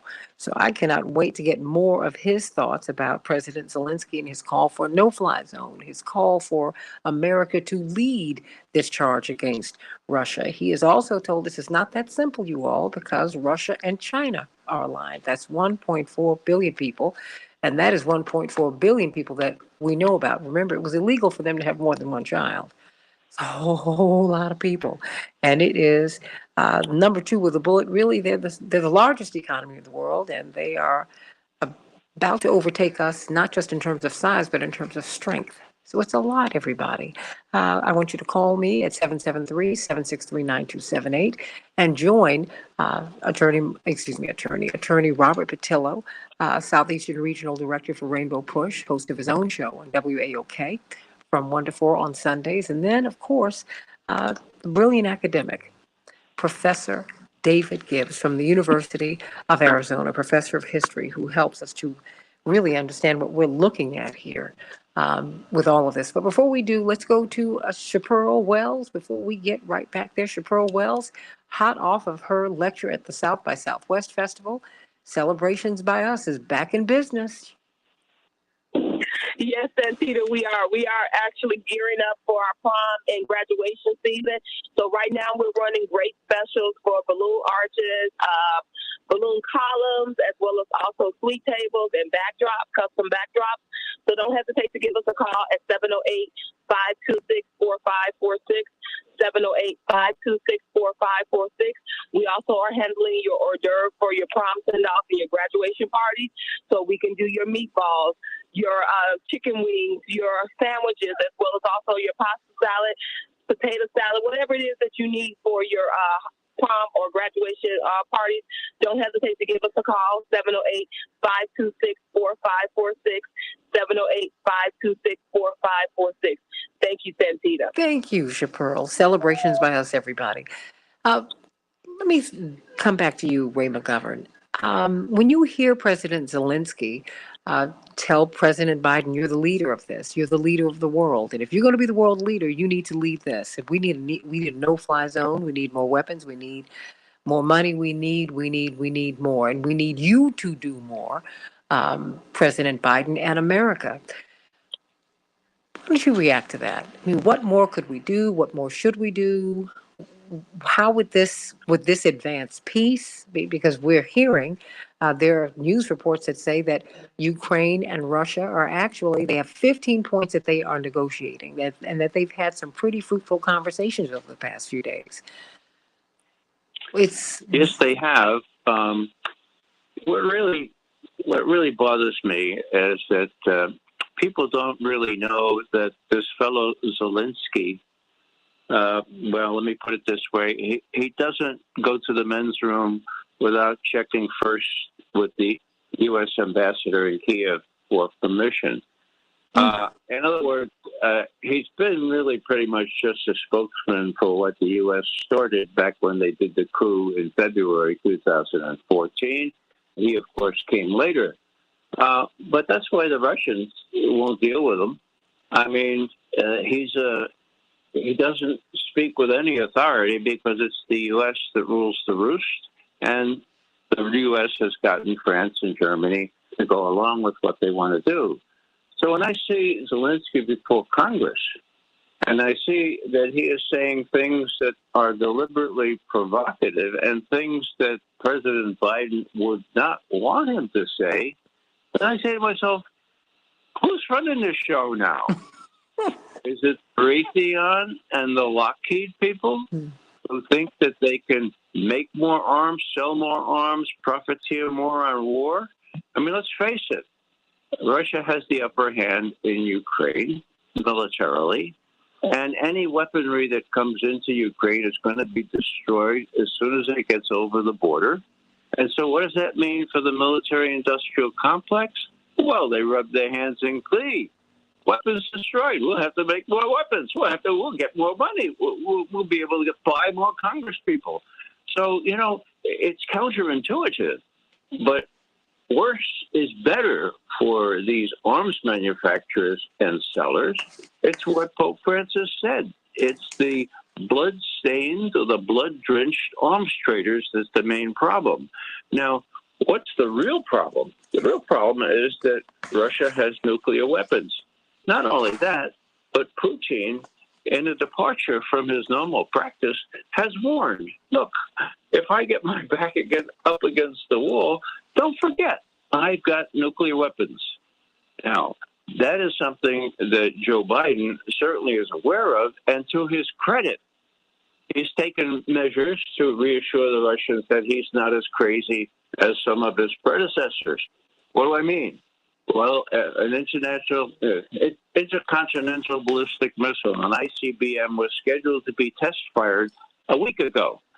Now, the Russian early warning system is not as good as ours. And so Biden said, you know, in this period of high tension, I'm going to cancel that firing. And he told the Russians, we're not going to fire that ICBM to test it. We're afraid you might misinterpret it. So it was canceled. That's adroit. That's sensible politics. But the people advising him are advising him to get even deeper by sending MiG-29s into Ukraine and so forth. The only thing that will do is prolong the misery. And maybe I'll just add a personal footnote here. The Ukrainians, because everyone in the West has made Zelensky a hero, okay, the Ukrainians have been told that they're winning.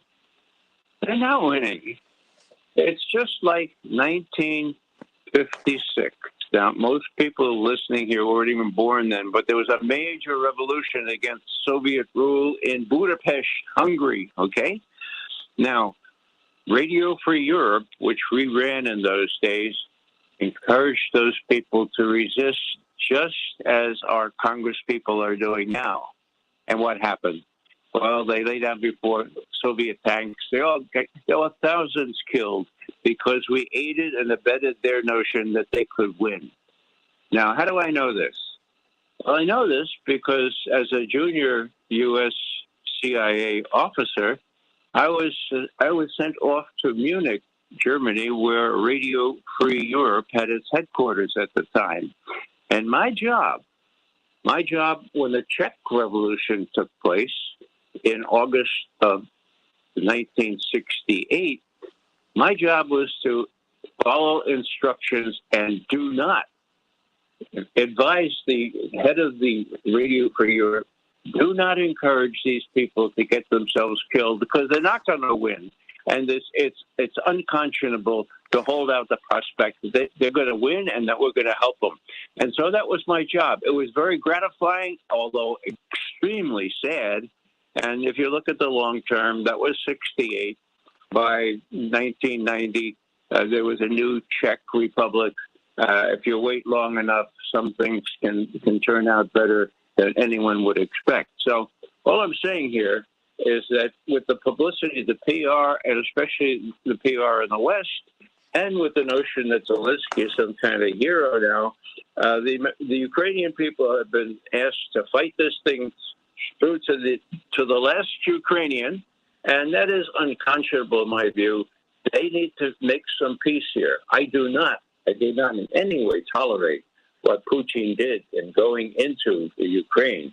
That was beyond the pale as far as I'm concerned. I don't endorse that at all. I say that it's a bigger story, and you have to understand the reasons he did that. And one of the main reasons is his ally China, who gave him a lot of support. But he nevertheless did it. Now we have to stop him. Now we have to support negotiations and not encourage the Ukrainians to die still more in a feckless attempt to beat the Russian war machine. Professor David Gibbs, your reaction to what you just heard and your reaction to President Zelensky and his call for a no-fly zone. He is so adamant about that. He's adamant about needing more weapons, needing more. He's adamant about America needing to do more and indeed to lead this charge against Russia, essentially.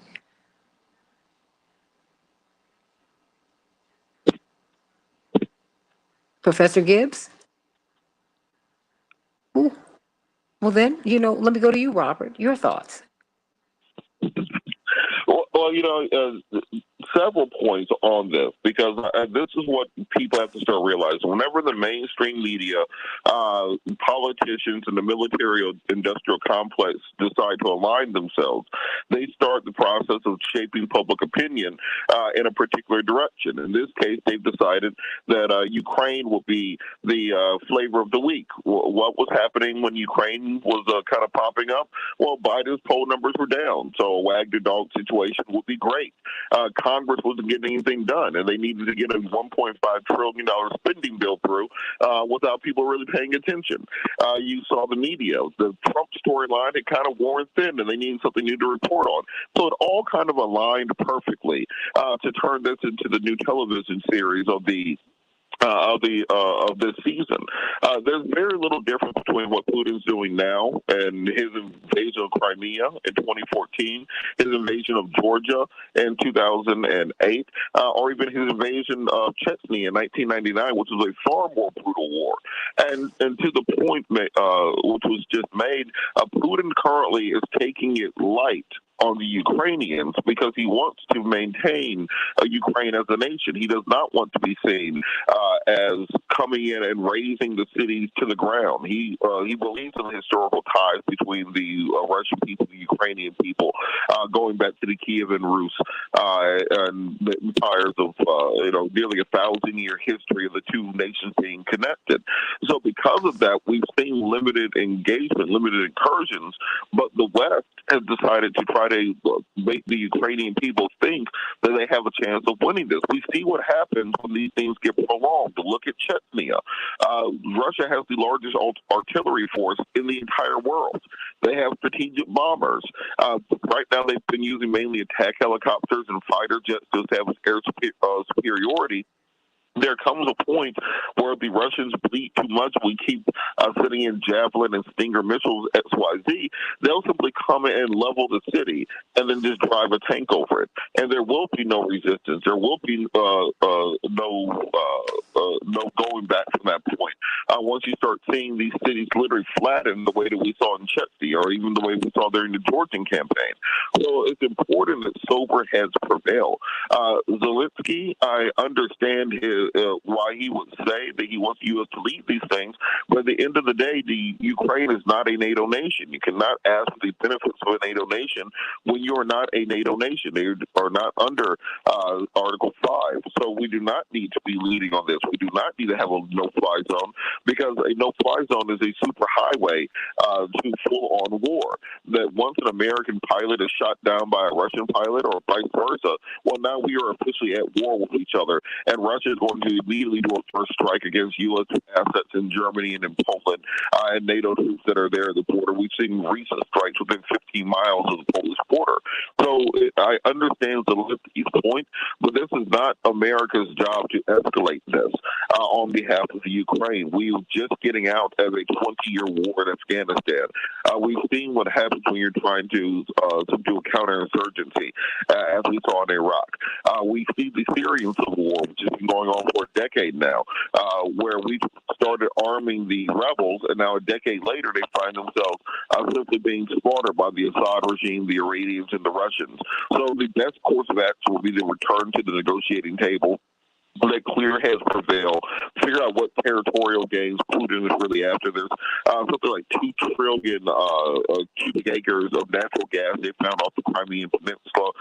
You have the Donbass region, which is broken away in the other areas where they have high Russian populations. Let's redraw the map, find out what people want. It's not appeasement. It's simply doing what is necessary to prevent the unnecessary slaughter of what could be tens of thousands of Ukrainians. Professor David Gibbs, I understand that we've reestablished our connection. How are you? Fine. Thank you for having me. Of course, no, thank Can you you hear for me, by the joining way? us. Your thoughts about yesterday's speech, and not just the speech, but the requests, they almost sounded like demands. Yes, I think the problem you do have is that, the way that Zelensky's portraying himself, the way he's being portrayed, understandably is David versus Goliath, and it's naturally human nature to be sympathetic to Goliath. The problem here is that what he's asking for, above all, a no-fly zone, as others have already noted, that is the route to World War III. And I think that, there's a U.S. tendency to view Russia as just like Iraq or Afghanistan or Libya. The key difference here is Russia has over 1,000 active nuclear weapons on high alert. And there's a really very good chance that this could escalate into nuclear war. And, general nuclear war would mean the extinction of the human species, all higher forms of life. And I don't want to be melodramatic, but that really is what we're talking about here. And I wish there was more recognition of that in the media, more discussion of that issue in the media, because that's the real risk here is nuclear war. And any imposition of a no-fly zone would risk that. And this is really historically unprecedented.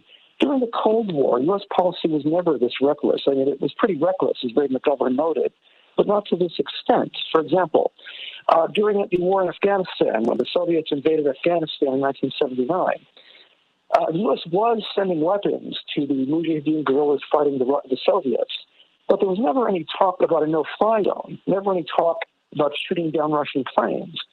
We're doing that now quite actively. I mean, the Biden administration, fortunately, has so far at least resisted the calls, but large parts of the foreign policy establishment and the media, and strong encouragement by Zelensky last night, are urging the creation of a no-fly zone. And this really is very alarming and, very reckless in my view.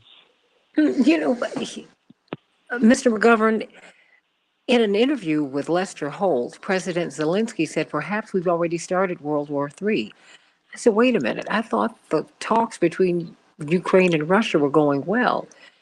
I mean, I just feel like this. I feel this war, this conflict being built up. And I get the sense, well, he said that this is really worldwide. Is that true? Does it have to be? What about the negotiations? Santita, I would remind folks that Zelensky is an actor. He used to be a comedian. He's not a comedian anymore, but he's a really excellent actor, okay? Now, he doesn't know much, and he doesn't really control Ukraine. He's beholden to things like the Azov Battalion, which the West, or those who know which end is up, describe as neo-Nazi, okay? He went out there when he was first elected, and he said, now, please don't shoot up those Russians across the border there. Don't do the little border with Donetsk and Lugansk. And they thumbed their nose at him. He said, you don't control us. We're going to do what we want. That's part of the problem.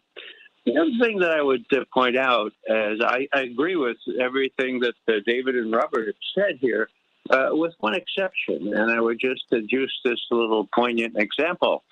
After the flag went up, after the coup in Kiev, and after the shoot down of the Malaysian aircraft MH17, I was at a lecture in Washington, and we were lectured to by a prominent professor.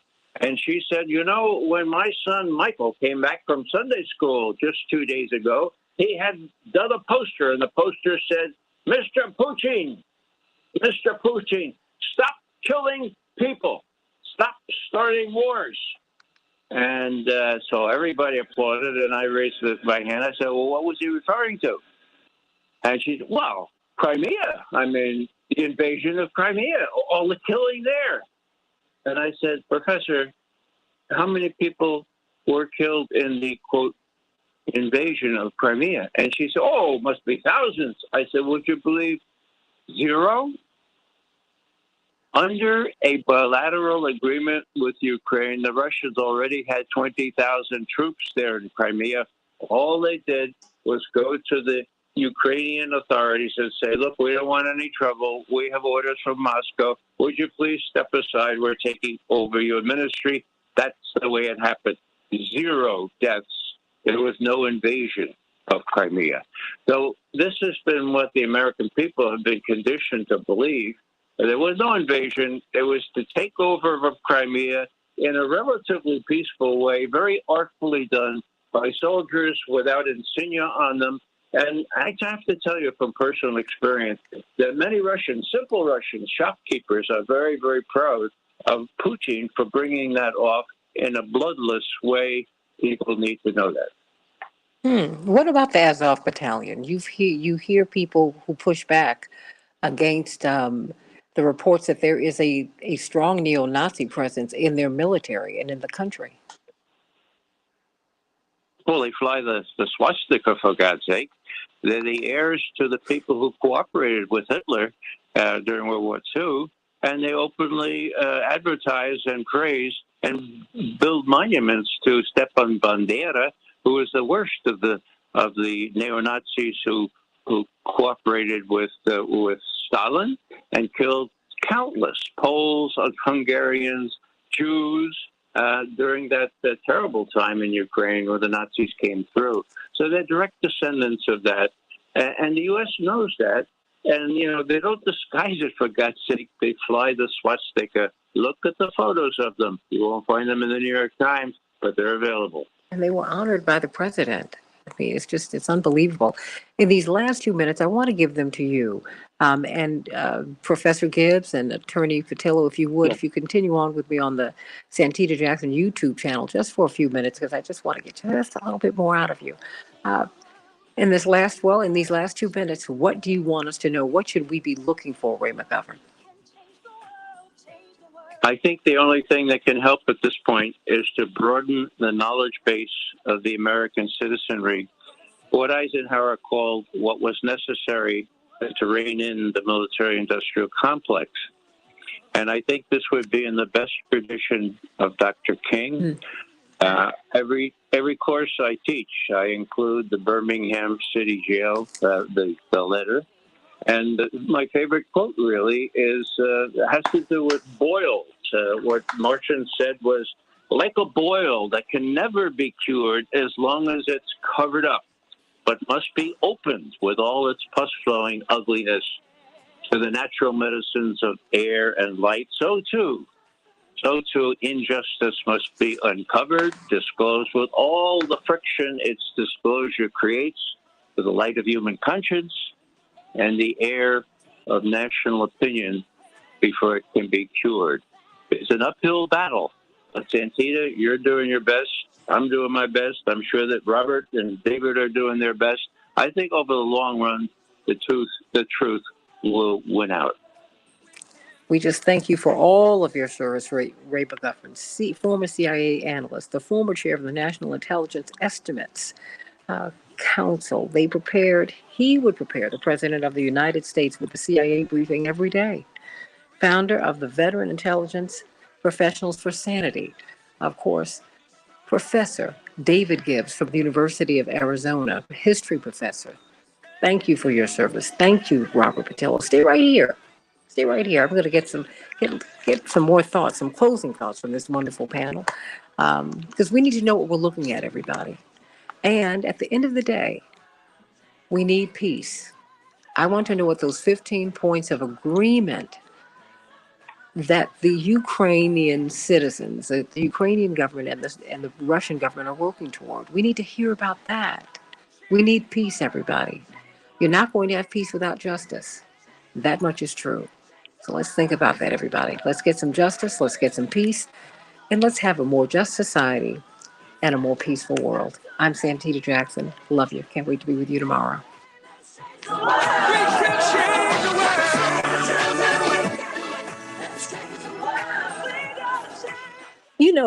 I have to tell all of you gentlemen, Mr. McGovern, are you still there?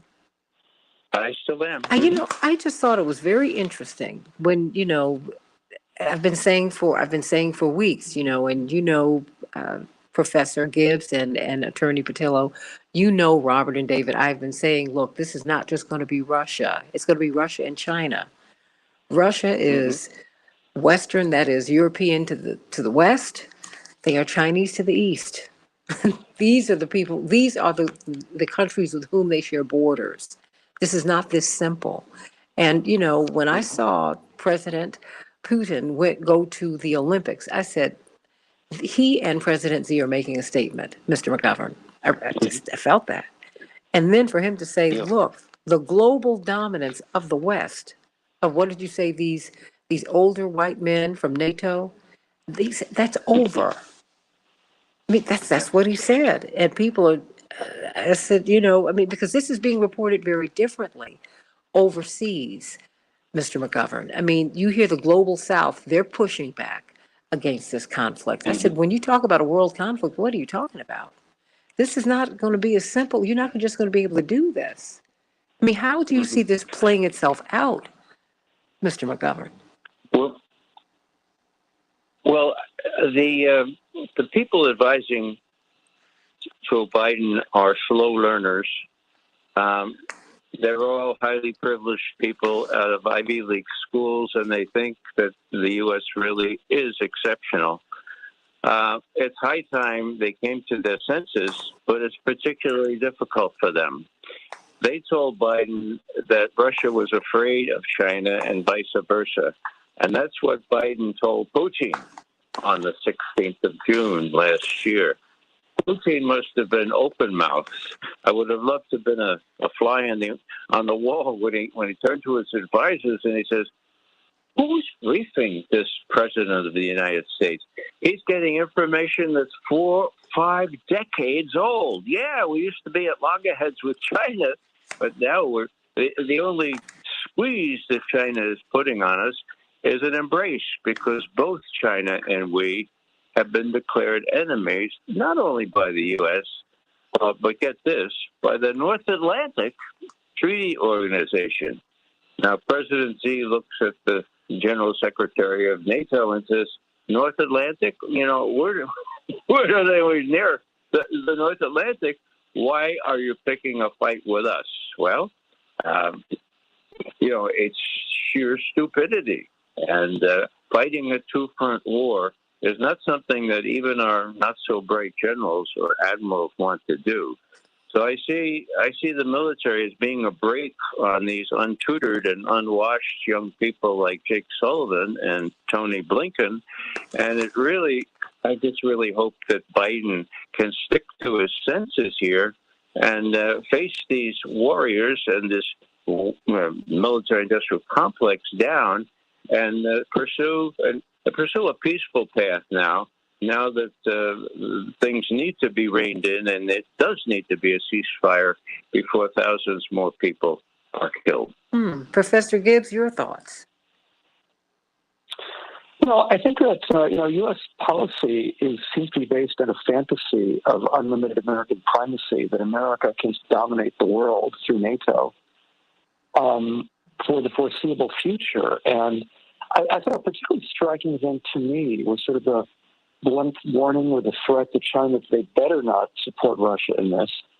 It's really a very surprising thing to say. Let me say again, I certainly, condemn the Russian invasion, and I certainly would not favor the Chinese or anyone else backing them. But to say that to China by the United States is a remarkable thing, since China has a larger economy than the United States at this point. It's growing much more rapidly. There seems to be this fantasy that the U.S. can simply dictate and bully other countries, just as they bullied and dictated to, or tried to dictate, I should say, to Iraq, Libya, and Afghanistan. Those didn't go very well, in case anybody doesn't remember that. the idea that we can treat China or even Russia the way we treated these smaller countries, again, it is just a complete fantasy. But that, I think, is what is happening here. I'm very struck by the low caliber of ability of the people making decisions in this. This is all avoidable.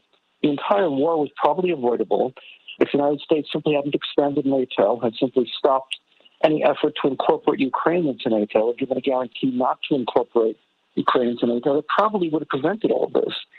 But there just seems to be a U.S. attitude of limitless possibilities, that the U.S. can do whatever it wants. And that just doesn't conform to reality here. Robert, what do you think? I mean, do you think we're seeing a reset here? This reminds me a little bit about of the mid 19th century Europe, where you had the great powers who would get together periodically and decide how they want to chop up the world, and that's what NATO has kind of become the surrogate for. And at that time, the Ottoman Empire was considered to be the sick man of Europe. It was the declining former great power that all the other great powers just looked at and said, "Oh, I can't wait to chop that up and get my little piece of it. You know, we'll get Iraq, we'll get Iran, we'll get Syria. We'll just chop up the old Ottoman Empire and then bring that within our sphere of influence." And I think right now Russia has become the new sick man of Europe, that after the fall of the Soviet Union, after no longer being the second largest economy in the world, after no longer having the ability to project power internationally, the great powers of Europe and NATO are already looking at how they can chop up the old Soviet republics. This is why we're seeing trade agreements, pipelines, corporations moving in to exploit many of the mineral rights there in the former Soviet republics. And I think now Putin very clearly sees that their eyes are set on how they can chop up Russia, how they can create the type of political instability that will remove him from office, and that they will be able to thereafter chop the country up. But I don't think that the bond between China and Russia is as steadfast as Putin would hope it to be, because China has every reason to also take part in that chopping up process. The entire northwestern region of Russia, for the most part in Siberia, those are ethnic Chinese. They have far more of a historical connection to China and to the Southeast Asian populations than they do to the Russians and the Europeans in the eastern part of the country. The agreement and the alliance between Russia and China feels a lot like that non-aggression pact that Russia signed with Germany in 1939, wherein it feels that China, that if Russia shows a sign of weakness, will be happy to chop up their pieces and get those rare earth elements that exist over there in Siberia and bring those within their borders. So I think the geopolitics of the next decade will be exactly when does the former Russia or the former Soviet republics, how they get integrated into European empires, into Western corporate trade, and then also how the Western powers attempt to tear down and chop up Russia, because that's what it looks like they're angling towards, very much the same way they treated the Ottomans after World War I. Ray McGovern, I'd like for you to respond to Stephen Hurt. He's one of my listeners, and I appreciate, and I've just responded to him on Facebook. Even as you disagree, I appreciate that you're listening for however long that you do. But I need you to hear us, and I need you to respond to him, Mr. McGovern. He said, again, with the BS Russian propaganda, the Ukrainians are not Nazis. I feel like I'm listening to Tucker Carlson. Your response? Well, I didn't say the Ukrainians were Nazis. I said that many of the people in power, and particularly large forces, large parts of the Ukrainian army, are directed and commanded by Nazis. That is a matter of record. We know what happened. We know from that intercepted conversation revealed on YouTube on the 4th of February 2014 that one of the prominent Nazis was in running to be the prime minister, and Victoria Nuland said, no, let him wait in the wings here Well, he waited in the wings, and then he became head of the security services in Kiev. So these people have great influence, and they are indeed shooting shells at Russian-speaking and some of Russian citizens in Donetsk and Lugansk. You know, it really helps to have a perspective, and I'll go a couple of years after 2014. Very rarely does an intelligence agency of the U.S. government not only speak out actually with great candor, but speak out publicly. This is what the Defense Intelligence Agency said after about a year and a half after the coup in Kiev.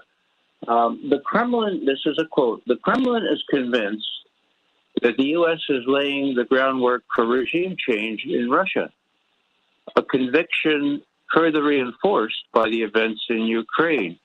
Moscow views the U.S. as the critical driver behind the crisis in Ukraine and believes that the overthrow of Yanukovych is the latest move in a long-established pattern of U.S. orchestrated regime change efforts. Now, that was the Lieutenant General, General Vincent Stewart, who prepared this under the title National Security Strategy Report, which is required by act of Congress every year from the Defense Intelligence Agency. That was December 2015, so almost 2 years after the coup in February of 2014. That's the way the Kremlin looks at things. He was right. Now, what do we have today? We have Putin speaking out in those terms, saying, you know, we know that people are trying to overthrow us. We know what the National Endowment for Democracy is. It used to be the CIA covert action arm. We know what they're trying to do. We know that there's a fifth column, a phrase used by Putin earlier today, and we're going to make sure this doesn't happen here in Russia. So this all has a historical background, and the Nazis are really part of this. And I think if you take a dispassionate view and look at the Azov battalion and the swastikas that they have on their flags, you'll realize in a visual way what these guys are all about. Those are the ones that were surrounded in Mariupol over the last week. And those are the ones that the Russians are really after, because the Ukrainians are not all Nazis. Neither is the Ukrainian army all Nazis. But there are a lot of people running the army and running these Azov brigades now. It used to be a battalion, that the Russians really are really tired of allowing them to keep artillery rounds landing in Donetsk and Lugansk, all part of the Donbass. Well, why is there such resistance to that information? I mean, it seems that the media are working overtime to dispel the notion that there is any Nazi presence in Ukraine, let alone in the leadership of their military. Why is there such pushback? Well, again, you have a media that convinced everybody, except a few of us, that there were weapons of mass destruction in Iraq, and that Saddam Hussein had something to do with 9/11, that he would share his weapons of mass destruction with terrorists. I forget how, it was something like almost 80% of Americans believe that. Why? Because the media was regurgitating what they got from the CIA and from the State Department and from other organs. So that's the problem, and that's why it's so good to be on your show, Santita, to let people know that there's a bigger story here and that they are being deprived. They're being deprived of what, in this case, the Defense Intelligence Agency issued in a formal report in December of 2014. It is true. Putin is convinced that we're out to get him, and that's not a healthy situation in any respect. You know, I want to get some closing thoughts from you, Professor Gibbs. Is there anything that you think that we have missed here? I mean, we've been talking about the military complex. What is the new acronym we have, Mr. McGovern? Yeah. Well, I call it the Mickey Mac. It sort of rhymes with Mickey Mouse. It's the Military, Industrial, Congressional, Intelligence, Media, academia, think tank complex. Media in all caps, because it's the fulcrum, it's the cornerstone. The whole enterprise doesn't really work unless you control the media and those international corporations that make the arms and sell them control the media, and that's what we're left with in this country. Well, they're the only ones who are weighing in on this, Mr. McGovern and Professor Gibbs on television. I mean, I don't even see someone as esteemed as Ray McGovern on television. I'm like, look, you guys, Richard, is it Meyer-Dirks? I hope I'm pronouncing your name correctly. You said, why are you having this guy on calling Zelensky a U.S. puppet? I realize I'm getting trolled here too. And he can't go to the bathroom without our permission. Insane. Go watch him on Netflix. They're about to put his old television show in which, like 10 years ago, he played someone who was going to become president. Who, get this, who wanted to cut a deal with NATO. You can't make this stuff up.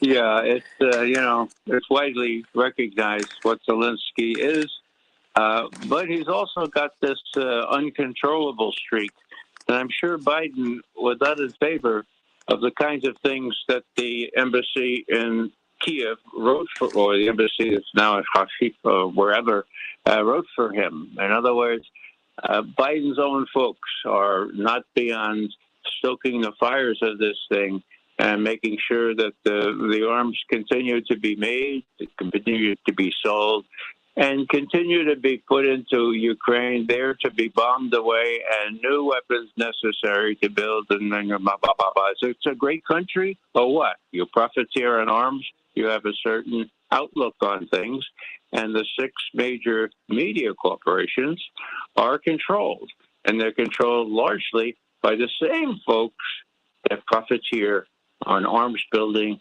and the arms trade. What do you think people are missing about this, Professor Gibbs? I mean, what do you want people to know? If you could be on MSNBC or CNN, or quite frankly, more people are listening to Joe Rogan. More people are listening to alternative, so-called alternative media, because fewer and fewer people are trusting corporate media because of this. I mean, if you had the platform, what would you say? I think the important thing now is negotiation. The U.S. seems to be, what we need now is a negotiated settlement, a compromise settlement that will begin with something Russia has been demanding for years, which is that Ukraine has to be neutral in, between NATO and Russia. It should not join NATO. It should not join either alliance. Such countries, Finland is a good model here. In 1947, Finland was occupied by Soviet forces after World War II. And the Soviet forces withdrew from Finland on the condition it became neutral in the Cold War, did not join NATO, did not join either bloc. And Finland had a pretty happy history. It became a prosperous, democratic country, but with a neutral status in the Cold War. That worked out very well. I think that's what needs to be proposed now for Ukraine. And the U.S. should absolutely give up any pretense of Ukraine joining NATO and end any kind of NATO presence on Ukrainian soil as a condition for peace. At least it should begin with that. I think in general, the United States has pretty much given up in recent years on the whole idea of negotiation. There never was any serious U.S. negotiation with Russia over this whole issue, which I think is one of the reasons we now have a war. The United States has a kind of arrogant attitude that it can settle matters through force unilaterally on American terms. And that's not working out very well in this case. It's not working out well at all, and it's really endangering global security in terms of the possibility of nuclear war. And so what we need to do here is put less emphasis on throwing gasoline on the fire, talk about, a no-fly zone, overthrowing the Putin government, which seems to be one of the main objectives here. That's very destabilizing. That makes it almost impossible to negotiate. The function should be upon urging Zelensky to achieve some kind of compromise settlement to get the Russians out and end the war as soon as possible. Do you think? So when you see, because it seems that President Zelensky was very aggressive yesterday. He was very aggressive, and he continues to be very aggressive about what America needs to do, about I'm like, what America needs to do, the no-fly zone. He is not backing off of that, even though he knows that would be an act of war. And that would pull America into a direct, and he's calling America out, not NATO, but President Biden, you need to lead this. You need to be a world leader. I said, wow, what is going on here? Yeah. Well, to a large extent, the United States has been encouraging reckless action by Ukraine based on the idea, sort of dangling all along. This is dangling the notion that if you get into war with Russia, if this policy leads to war, as clearly it was going to lead to war and did lead to war, America will bail you out. America will come to the rescue. The problem then in coming to the rescue. Oh, did we lose him? Let me let you pick up on that. The problem with America coming to the rescue is what, Mr. McGovern? I mean, as you have been briefing these presidents for decades, I mean, and I see this president constantly. I mean, he's beating the war drum. America, we need a no-fly zone. America, we need more money. America, we got starving people in the United States. I think we should help Ukraine, but wow. I mean, he is so aggressive. I'm a little taken aback by that, I must say, Mr. McGovern. Well, the notion of America coming to Ukraine's rescue in any meaningful sense is beyond the pale. It's just not going to happen. And Biden, several months ago, made that incredibly clear. I mean, he said, look, Ukraine is not a member of NATO. Therefore, we're not going to defend it. We're not going to put any troops in there. We're going to be avoiding things that could lead to war with Russia. Now, that's what's best for America's interests. Now, it's not necessarily best for the people who profiteer on war, for the military-industrial complex. And who's running this country? Well, it's not altogether clear that President Biden is his own man. It's not altogether clear that he could, even if he wanted to, shut down this military aid, this military pipeline, these armaments that are being put into Ukraine only to be shot up so they could make more and sell more and profiteer more. It's not clear that he has the power to stop that. So it's a real dilemma for him. And so far, I admire his sticking to his guns here, so to speak, and saying, look, there are limits. Now, of course, when you look at it logically, here's Ukraine fending for itself. Why? Oh, just because it's not a member of NATO? Oh, okay. And we now want to make it a member of NATO so that we will have to get involved in a war with Russia? I mean, the whole thing doesn't make any logical sense except for the people who profiteer on war, the people that Pope Francis called the blood-drenched arms traders. Robert Patillo, do you have any closing thoughts? I mean, in these times did publish a story in which they said that the CEO of Raytheon and others were boasting about the profits that they were going to make off of this war. Well, America's got into this new hobby of saying the quiet part out loud, because we saw within days of even before the Ukraine campaign began, people like Lindsey Graham saying that the Russian people should assassinate President Putin, and we've heard this kind of starting to echo throughout Western media to the point that that was made earlier, that they were trying to build the case for regime change with Russia. So if you're looking from the perspective of Putin, all of your buffer states, all the Warsaw Pact states are no longer there. You have the Northern European Plain, which is basically a big open field that goes from Germany to Moscow that makes it a super highway if you want to invade Russia. The Warsaw Pact buffer states were there to prevent that. Why? Because every 100 years or so, it seems like Central European nations decide to invade Russia, whether that's Germany in '39 or if it's Napoleon in the early 1800s. So Russia, when Putin sees Russia becoming completely surrounded by NATO nations, the north, south, and east, he's going to become concerned. If you look at the commitments that were made by George H.W. Bush to Gorbachev in 1991, they would not expand. They were then reneged on by Clinton in 1997. We see that Russia has every reason not to really trust what NATO is saying. I'm not making the Russian case for this. What I'm pointing out is that there is room for both sides to negotiate to come to a reasonable outcome. This is not a cartoon where you have a supervillain, twiddling his thumbs and rubbing a cat in a tower somewhere. You have to deal with the rational actor model of political science. And when you're looking at what Putin wants and what will prevent further war, well, both sides have to come to the table willing to compromise. The example I'll use is the Cuban Missile Crisis. The people for a long time took that as simply being a U.S. win. We moved our missiles from Turkey, and Russia or the Soviet Union removed their missiles from Cuba. We might have to do something similar here in order to prevent further escalations of these conflicts when it comes to the expansion of NATO, and then also those oil and gas rights in Eastern Europe. Ray McGovern, as we, watch all of this analysis of the leadership of President Zelensky, as we hear very little about the negotiations between Ukraine and Russia, and how, relatively speaking, how well they're going. These 15 points of negotiation, we've not heard about any of those things.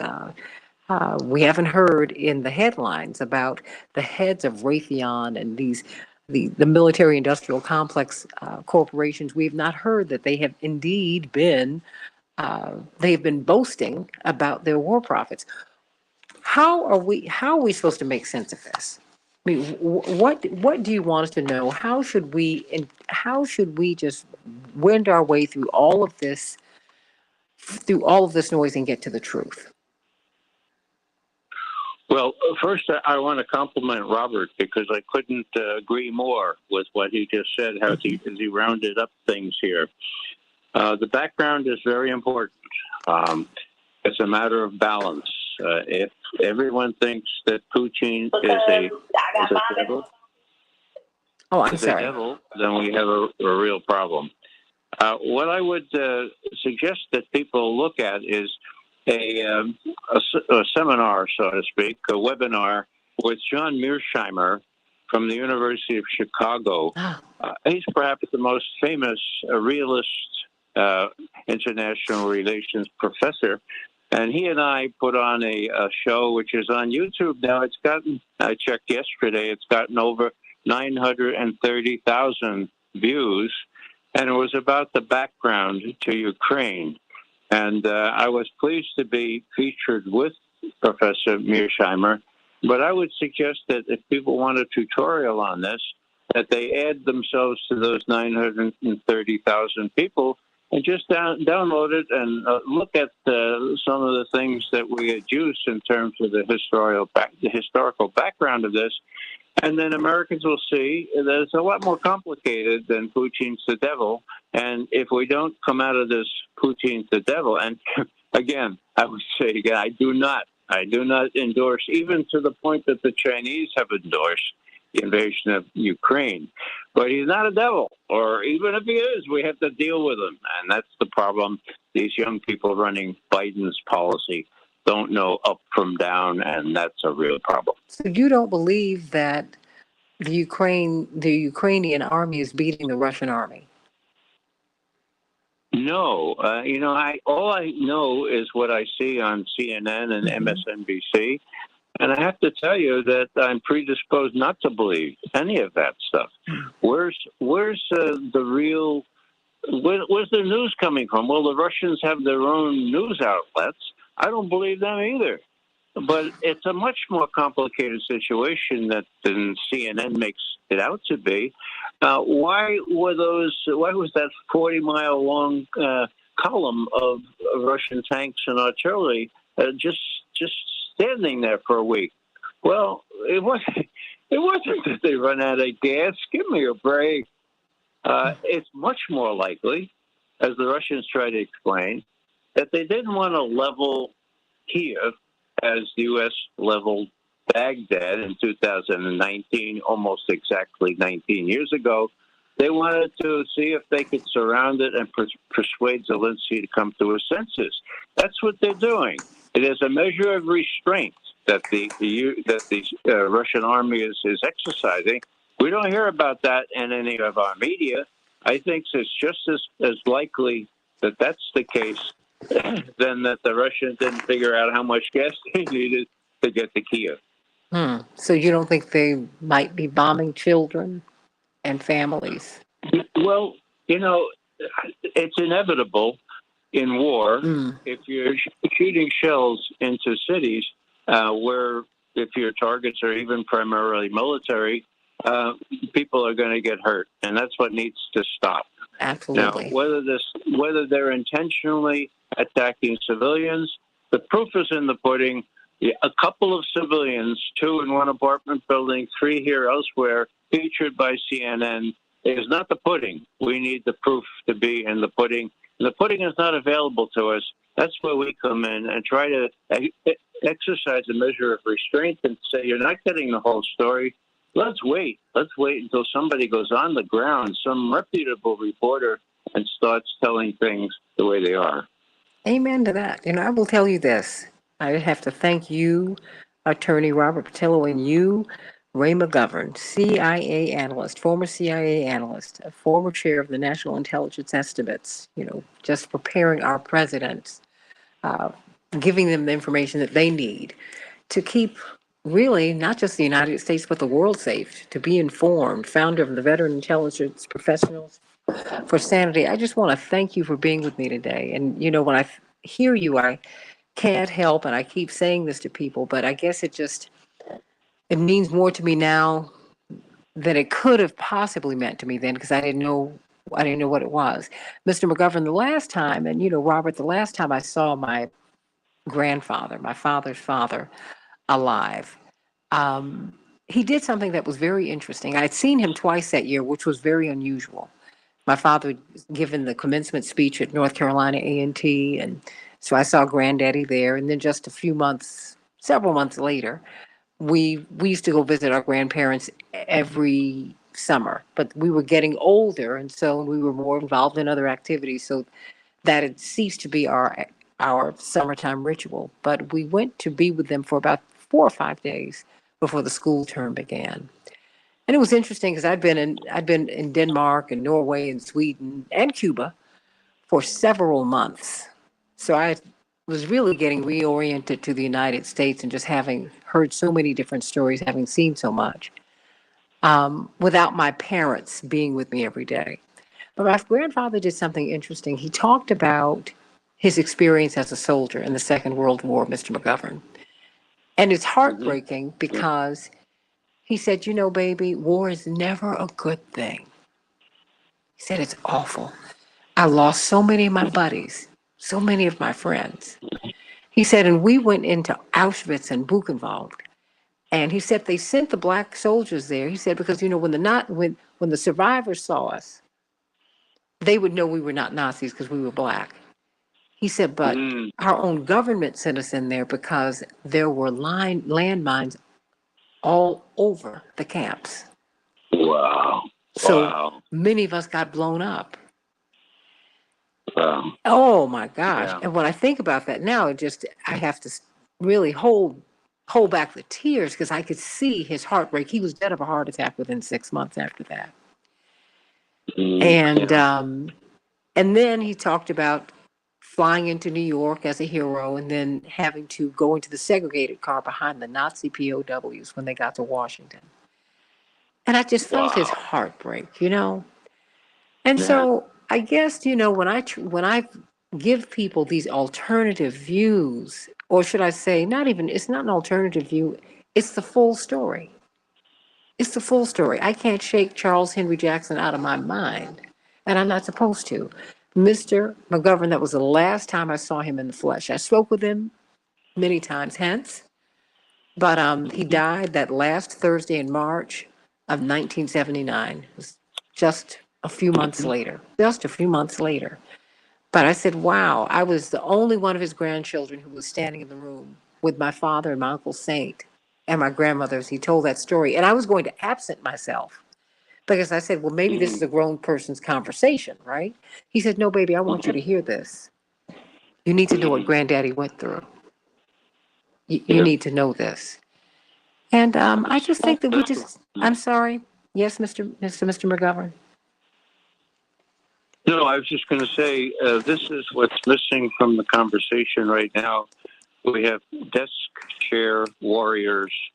We even have MSNBC and CNN employing generals that got us into the war in Iraq and Afghanistan. They're getting paid to mislead us now. And they, most of them never really saw what your grandfather, Charles Henry Jackson, saw. We need people who saw the worst to make the point that war is never good. That's what he said to me. He said, it's never good. All of my friends who I lost, all of the people who died. No. Then for us to be sent into those camps and get blown up. He said, we didn't just lose limbs, baby. We died. He said it was the right thing to do. He said, you had to go rescue these people. He said to see them when those of us who made it through, he said, when they saw us, they knew that they were free. They knew the war was over. And so he felt good. He felt good about that. But it breaks my heart. That's really interesting. Oh boy. Yeah. Oh boy. It breaks my heart when I think about it now. It breaks my heart. Breaks my heart. And it breaks my heart that so many of us don't want to hear the whole story. Just right. And the people that populate our armed forces now are people who live in the inner city or in towns smaller than 50,000 who can't find decent work, who can't get a good education, who need 3 square meals. And that's not a volunteer army. Volunteers, no. These are people who are forced into that situation. They try to survive for 20 years. And then if they do, they have a reasonable income. But those kinds of things should not happen in a democracy. Everyone should share the burden, as they did in Vietnam. And that, of course, is one reason why the Vietnam War ended before 20 years, as the one in Afghanistan. It ended in about 7 years. And, this stuff will go on for as long as people don't recognize that, for example, liberating Auschwitz, why couldn't white soldiers carry an American flag and pin it on their hat? I mean, they had to send black soldiers in there because they were mined, or so people would realize that they're being liberated. I don't get it. It's just all too easy to do that kind of thing when people are, quote, expendable, end quote. And that's what we have in this poverty draft. And, it's 3 squares, and people don't complain, but they should. And that's the final word. I thank you so much for your courage, for your willingness to put your body and your whole body of, your physical body, but your body of work, you put your whole legacy on the line to really make us right and make us free. And Ray McGovern, I am so grateful to you. And I just have to think of Danny Schechter today, who was always so excited when he would hear that we would be talking with you. God rest Danny's soul. We've known some wonderful freedom fighters. Danny left 2020. He was one of the top producers in all of network television, Emmy Award winner and all of that.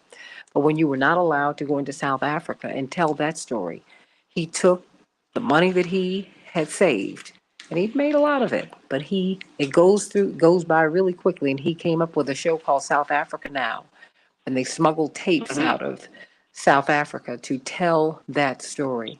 He made his transition more than 10 years ago, and I just thank God for him, but he had so much love and admiration for you, Mr. McGovern, as do I. And I just feel, I hope you know that it is a distinct privilege that I have been able to meet you and get to know you in my life, and to have seen you give me courage to just go on. Well, thanks, I thank you. Santita. It's been a pleasure being on, not only with you but with Robert and David, and perhaps we can do this again sometime in happier times. Well, and I'm going to bring you back. I got to do that. we needed to know. Happier or not at that time. Well, look, Robert might call much. you because Robert's got an extremely popular show down in Atlanta, and I know he would love to have you on his show. I know he would. So I want to thank you for being with us today. Thank you so much. You're most welcome. Most welcome. Robert Patillo, thank you. Sending you both much, much, much, much love. Thank you so much, everybody. Hope you got something good out of this. Please, everybody, like and share. Share the show. Everybody share the show with at least one person, okay? Jewel, as is it, Mushahid, and Laura, and Robert, and Teresa, and Yolanda. Everybody, share the show. Please, before you get off, share right now. Share, share, share. Share the show. Share the show. Hope you got something good out of this today. So, love you all. Thank you. Thank you, Mr. McGovern. Thank you, Attorney Patillo. Thank you, Matt, for another great show. Love you, everybody. Have a great one, and happy St. Patrick's Day. God bless.